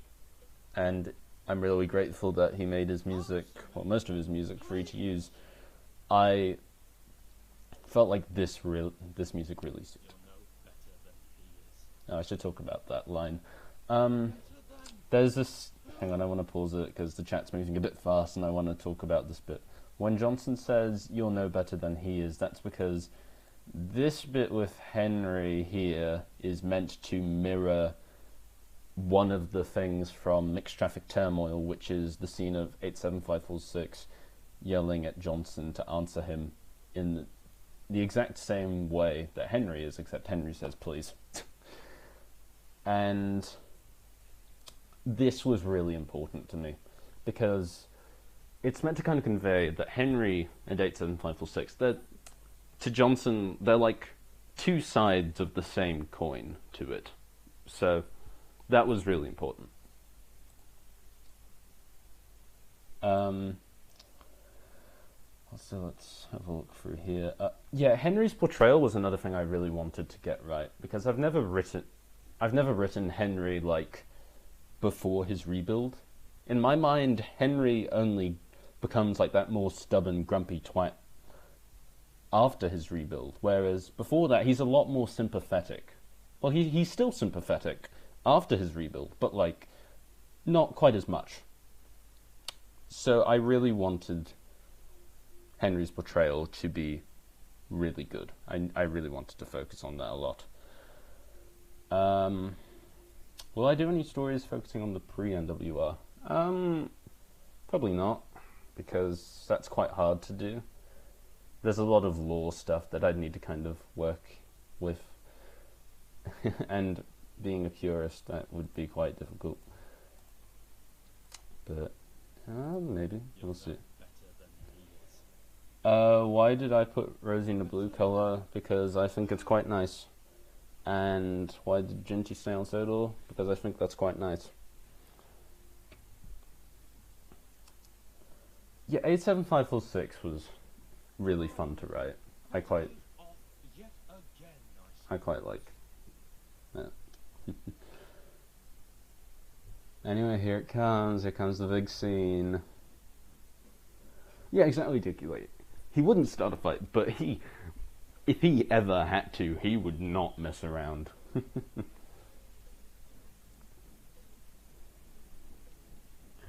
I struggled a lot coming up with this scene, actually, when I was writing the really old drafts. Because originally, I was still following that, like, what's the matter with Henry thing, where basically the original thing was just going to be Reggaby tricks Henry into taking his trucks, because at that point he would only be taking trucks or something. But I didn't like that, it felt too childish. So here, with the banking thing, it felt more like a choice that Johnson just made on the spot. And it feels a lot more unique, it feels a lot more mature in a way. I think it works a lot better, because it just makes more sense, because, you know, the one time we see the Red Engine in the books, it's trying to push Henry. So, in What's the Matter with Henry, well, the Red Engine stops. It gives up pushing Henry. Who are the engines who work on the Wells and Sudbury before Edward? I will say Sonny was one of them. But that's it. If you wrote a horror story, would I adapt it? Probably, definitely not, sorry. Did Henry get damaged during this? No. No. Well, I should talk about the music here. Battle Against the True Hero, wahoo, yeah, more Undertale. I really wanted Undyne motifs to be quite attached to Johnson, because I just felt like those motifs really suited it. And this scene was mainly why. But yeah, I love this one. There was no inspiration for the breakaway. I just felt like it was cool. Yeah, I love this cover of the music so much.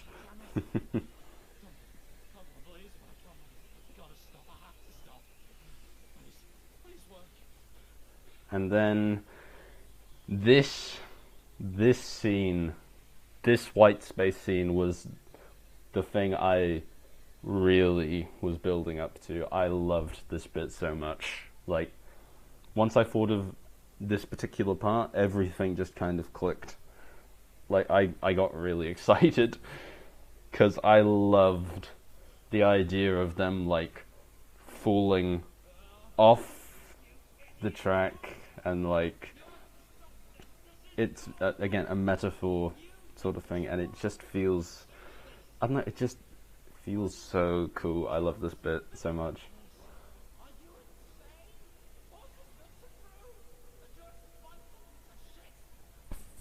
Oh, they swear it again. What a shame.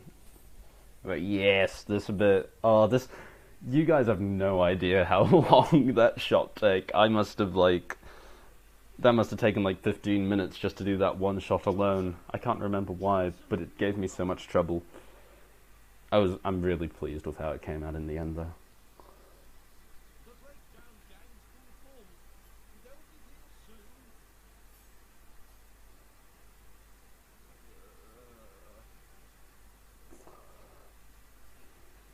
And then, yeah, this was the big thing that I had foreshadowed from the very start. The evening scene with Henry and Johnson, as seen in the legend. While filming this scene, I realized just how kind of insane this whole thing was, because, you know, like, so many people that I look up to in the fandom, like so many really inspirational people, have like, they've somehow stumbled upon my work. I don't know how it happened, but, and like, just so many new people watching my videos, and that's really down to these particular videos And I kind of realized while filming this was massive. Like, this was a big thing for me, and I'm really grateful for all the support that people have really, like, it was amazing. Like, words kind of leave me now, but it was such a big thing for me. So building up to this scene was wild.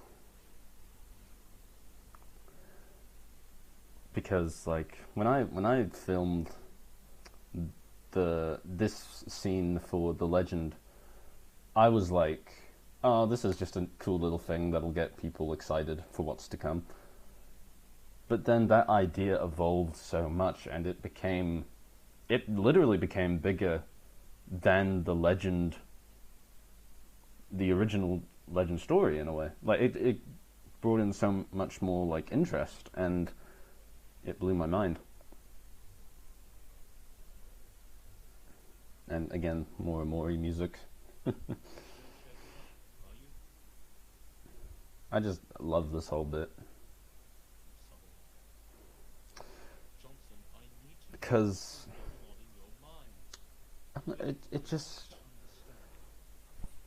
it was really important that Henry wasn't like, not necessarily sympathetic, but he wants to actually understand. He wants to listen.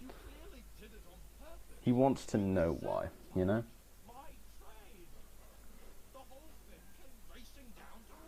Yeah, I'm really glad that like people, like so many people probably don't even know what Railway of Nowhere is, because I haven't touched it in quite a while, but like so many people have seen this bit, and it shocked me because like I don't know what I'm saying, but case in point, it's big. That's what I'm trying to say. How would Edward have felt if he had a scene about Johnson leaving? That's up to you. I purposefully did not include one because I felt like that wouldn't be needed. That wouldn't make sense for how I had written Edward to be like not part of, you know, he had already left the plot. He wasn't really important anymore. He wasn't part of Johnson's life anymore in their mind. So yeah, there was no Edward scene. What's my favourite piece of music from Undertale/Deltarune? Yeah, I don't think I'll ever be able to answer that question. I could like, if I name one track, I'm gonna start naming like another 3, and then I'll just list the whole soundtrack. I reshot the 2 shots from The Legend because Johnson's model, I reskinned it a lot since then, and some other stuff as well, like the lighting and the track had changed. So yeah, what's Undertale like? Play it and you'll find out. What's my favorite episode from Railway of Nowhere? The Legend was the most fun to watch, like, come together, but Don't Forget and My Name Is are both really special episodes to me.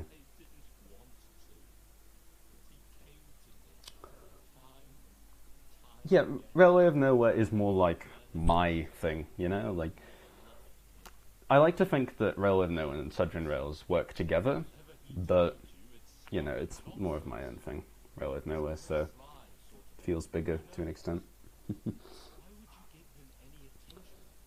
And again, Henry's sad theme, I really wanted to make it feel very impactful. So Luke Pickman's cover of it was really perfect for it. When's the next episode of Railway coming out? Christmas, I would say. And not to toot my own horn, but I'm just saying there may or may not be a new character in Railway of Nowhere coming up, so I'd look out for that. That might be of interest, eh? Okay, another thing I love was this scene where I used the like Cole dialogue, like the whole "oh, I suffer dreadfully and no one cares" thing. I loved giving that a more like putting it in a subtext, sort of like giving it a new meaning. Like it's not just Henry being sad; that is something that he was told. So, yeah. Do I get many comments regarding Johnson being non-binary? Buddy, you have no idea.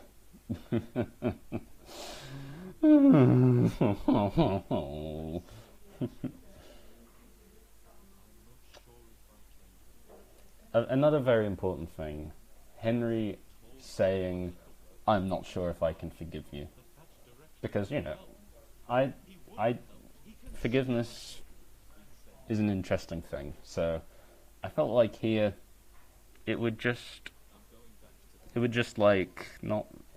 I don't think forgiveness is something that would just pop in here. It's not really earned. So,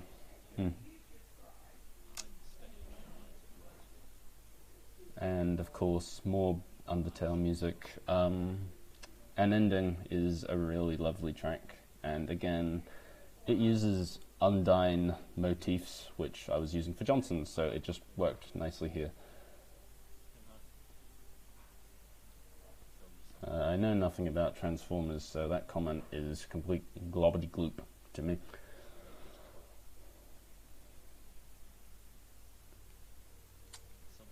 I've tried to explain that stuff so many times as the thing, though. Like every comment I've had to explain it, and sometimes people just respond that they think it's dumb. They've read about it and they just think it's dumb. So well, it is a neopronoun. I didn't realize it at first, but it is.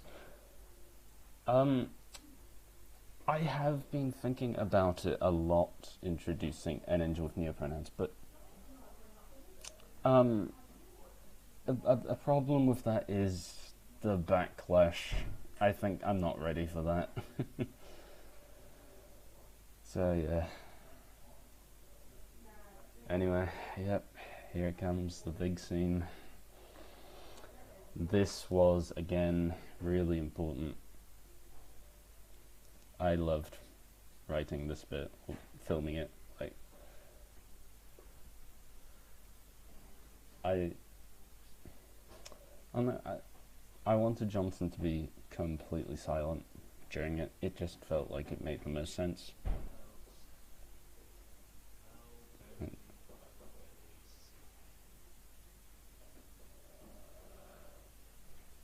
So,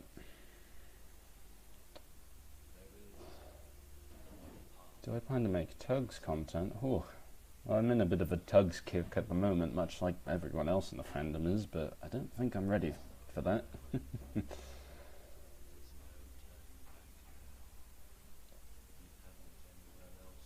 Another big thing in these episodes was the idea of choice, which was a big thing in Deltarune as well. Wow, another Deltarune thing.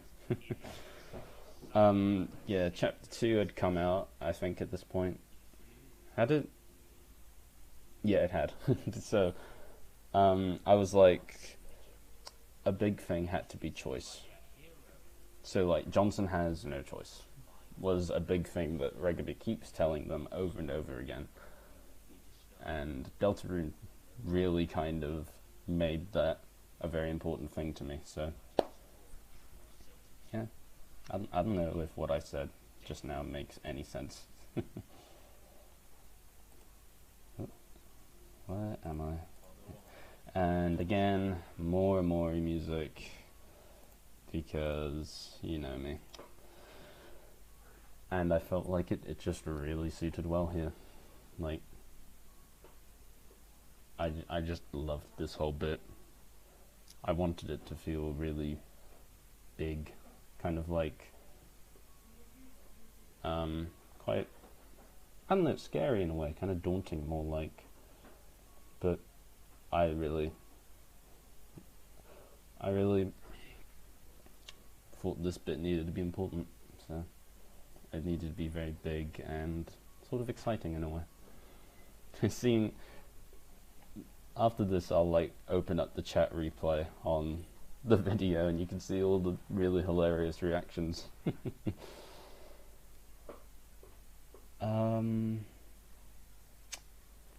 Yeah, Tug stuff is quite a big inspiration to me, so yeah, I can sort of see why. Like, my writing style does take quite a bit of Tug's inspiration.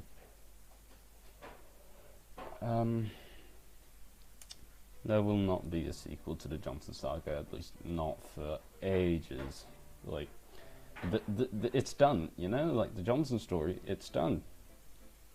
Like, or at least, you know, well, for now it's done anyway. So, like, yeah. And again, more Amori music. And, actually, just for a bit of fun, I'm gonna play the original track of this, which is called My Time. We're gonna listen to that. We're gonna listen to the original version, and you're all going to realize why I have to use piano music so much in my videos. Where are they when 87546 says follow on? I didn't really think about it. I did think about it, but I didn't decide on anything, so they can be wherever you want. Yeah, Tugs is really hard to write for. I saw the original Hercules, like, High Winds concept thing, and I wrote that into, like, an annual story-esque thing, and it was really difficult. I had fun, though. I need to learn more about how tugboats work, though.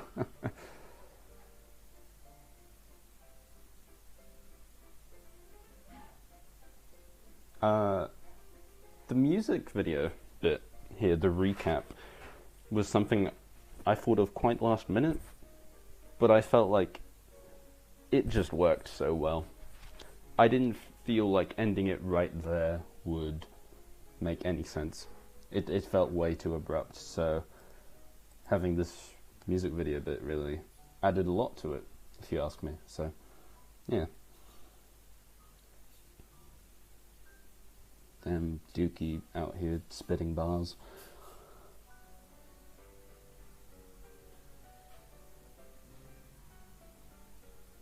How's 87546 still alive? Well, I mean, you can you can draw your own conclusion on that.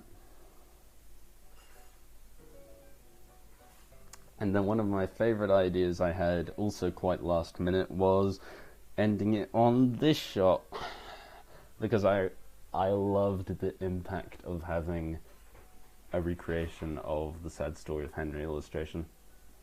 Like, a reminder that this was a character that did appear in the Railway series.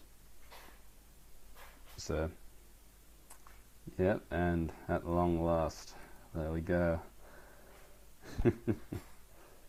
Oh no, oh that's, oh wait, that's, oh, that's this. Anyway, we're gonna really quickly open up the chat replay here, and we're gonna have a bit of fun. Watch the chat replies here, because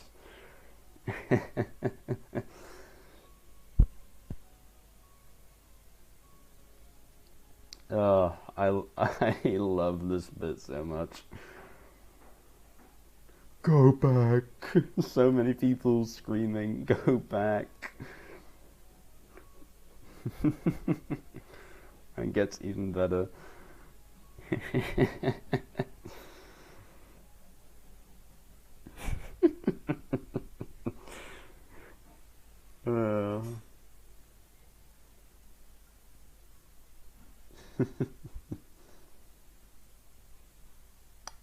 So yeah, there we go.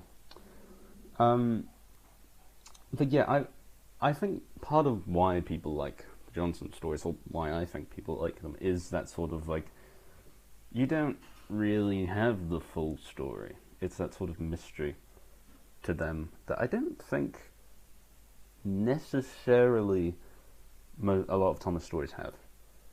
Because, like, if someone tells a Thomas story, it needs to, in their mind, it has to be like, you need to tell the whole thing, sort of. like even if you're going to write like a really creepy story, it needs to kind of be wrapped up in like 3 to 4 episodes, because that's just how it is. But yeah, I really enjoyed the ending, so I felt like it was really cool. Anyway, we're gonna listen real quick to the original My Time music that is hoping... Oh, I might get copyright strike. We're gonna do it anyway, screw it. Okay, we're gonna real quick diddle about with the audio mix. Close your eyes. I'm just gonna play this for the experience so you guys can understand why I have to use piano music all the time for video game music. Doki doki hontou ni nettai. Demo kono wa dekinai.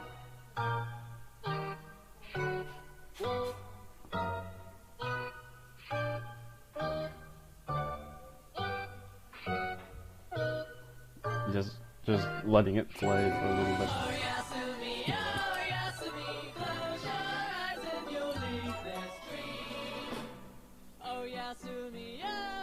I'll get to the bit that really probably explains why. Hang on, I'll quickly mute that, and we're gonna just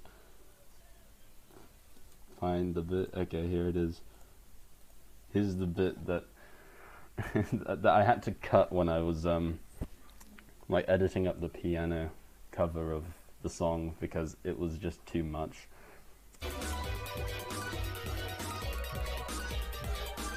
This bit. That's the problem with using video game music in Thomas the Tank Engine videos. It's totally chaotic. So yeah, okay. Well, we finished that now. So no, that's not the right thing. We are going to go back to this, and let me just quickly look through the iceberg and see if there's anything I need to clarify. Have I actually explained everything on the iceberg? I think I've explained most things. Okay, well, alright, well, I guess before I end this, because I'm I'm a bit tired. Johnson, the new engine, I kind of explained originally. Johnson, when I was writing when Emily was a main character of the Johnson saga, basically Johnson was going to be a new engine instead of an engine who's been there since the beginning. So, but that didn't work. Welcome to Black Space is a line in Amori, same with Welcome to White Space. I put Welcome to Black Space on the iceberg because originally that was kind of like a reference to how originally I was going to have that silhouette runaway scene where everything was pitch black. So, yeah. Rugby's theme, where does it come from? It comes from Undertale. Da da da da, surprise. Wow, who would have guessed? More Undertale. Please, Sir Henry wants to take more trucks. Originally, 87546 and 98462 were just going to tell Henry to take more trucks. And that was going to cause the runaway. And actually, an interesting thing from the original draft was those trucks, when the runaway happened, since the red engine wasn't part of the story, the trucks were going to collide into Alfred and cause an accident, and that was going to essentially make Alfred start... Oh, hang on.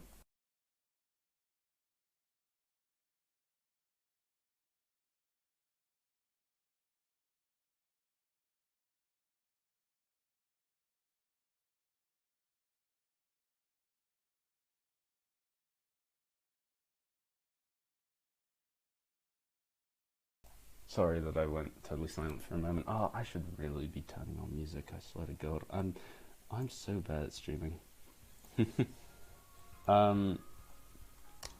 Basically, the Alfred was going to get into a crash, and that was going to be like the big wake-up call for him.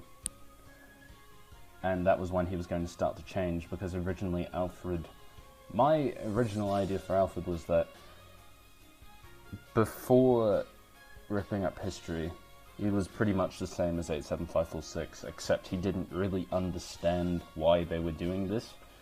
He was just kind of oblivious. He was just like, oh, we're great. Of course we're doing this. This makes sense. But then, after that crash, he would have been like, oh wait, this is actually really stupid. Why are we doing this?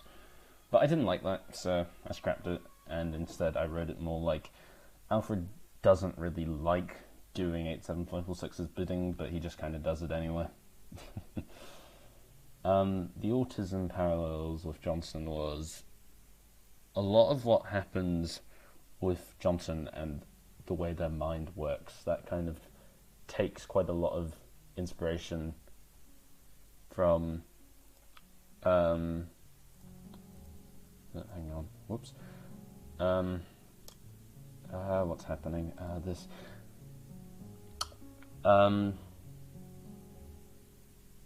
Yeah, sorry, what was I talking about? Okay, yeah, the autism parallels. One thing that I took, which I kind of kept in mind, was like ADHD and all that sort of thing. It was like that inability to keep eye contact. Because when you look at Johnson, most of the time when they're talking to other engines, they're looking up or down. They're not really looking at the other engines because it's elsewhere, you know? Like, they just kind of struggle with that. Emily is meant to be the Johnson's best friend thing, which is why that particular part has that full stop, because that is the biggest thing on the iceberg. I felt like that was really important.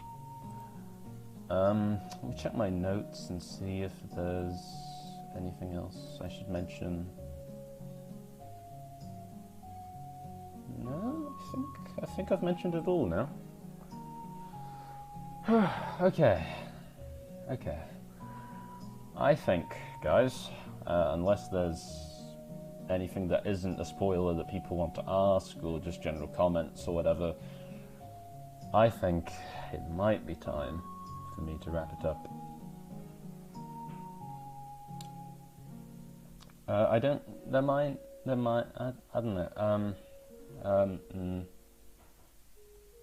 Will there be an Emily-focused Surgeon Rails? Yes, I think so. I don't know when, I don't know how, but I would really love to do an Emily episode.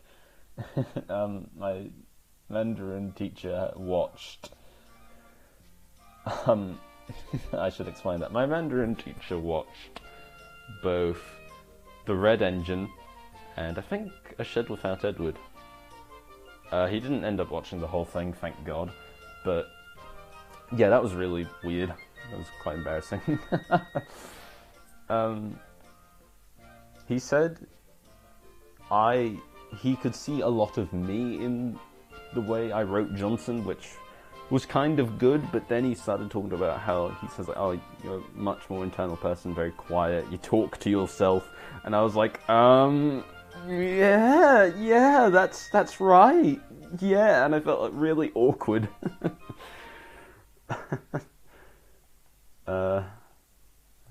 Thanks to all the people saying they enjoyed the stream and all that stuff. It's not quite over though, I still gotta look through some of this stuff. Someone asked, V, are you really joining at the end of the stream, V? Really? V. The Christmas episode may or may not focus on a certain little red diesel, so, yeah. The most confusing part to make the series? I don't know. I mean, a lot of it's kind of confusing. You just gotta kind of learn as you go, so... Oh yeah, V, yeah, sure. Yep. Morris redefines the meanings of Christmas. Probably. Do I have any big ideas involving Gordon? Not really. This version of releaseful engines made by Sudri and Afro, I think, for the Farquhar layout video that the Telflin Railway did. So yeah, I think it's time I finally ended this. This stream will be staying up for the people who haven't watched it. I mean, the people who haven't got the chance to watch it. Oh, there's a few more questions. Regaby's model was changed from the Cam Scott model of Henry because I hated it. The only reason I used it was because it was iconic, because, you know, everyone used that for Regaby, and also there wasn't really any other 875 or 6 models. Is there any characters you haven't written for yet that I feel like I should? Nia is a character I really want to write for. There's no good, like, Railway Series-esque Nia model yet, but I really want to write about Nia. It's alright, V, I suppose. But yeah, thank you all so much. This was a good experience, and I'm really glad that, you know, you guys are really interested in this. I really enjoyed this. So. Yeah, will there be any more Rolling Stock characters? That's for me to know and for you to find out, my friend. So, yeah, we will leave it at that. So, thank you all so much for tuning in, and I will see you all around. Yes, I do like Kirby. I love Kirby. Kirby's a good guy. So, yep. See you all around. Bye-bye.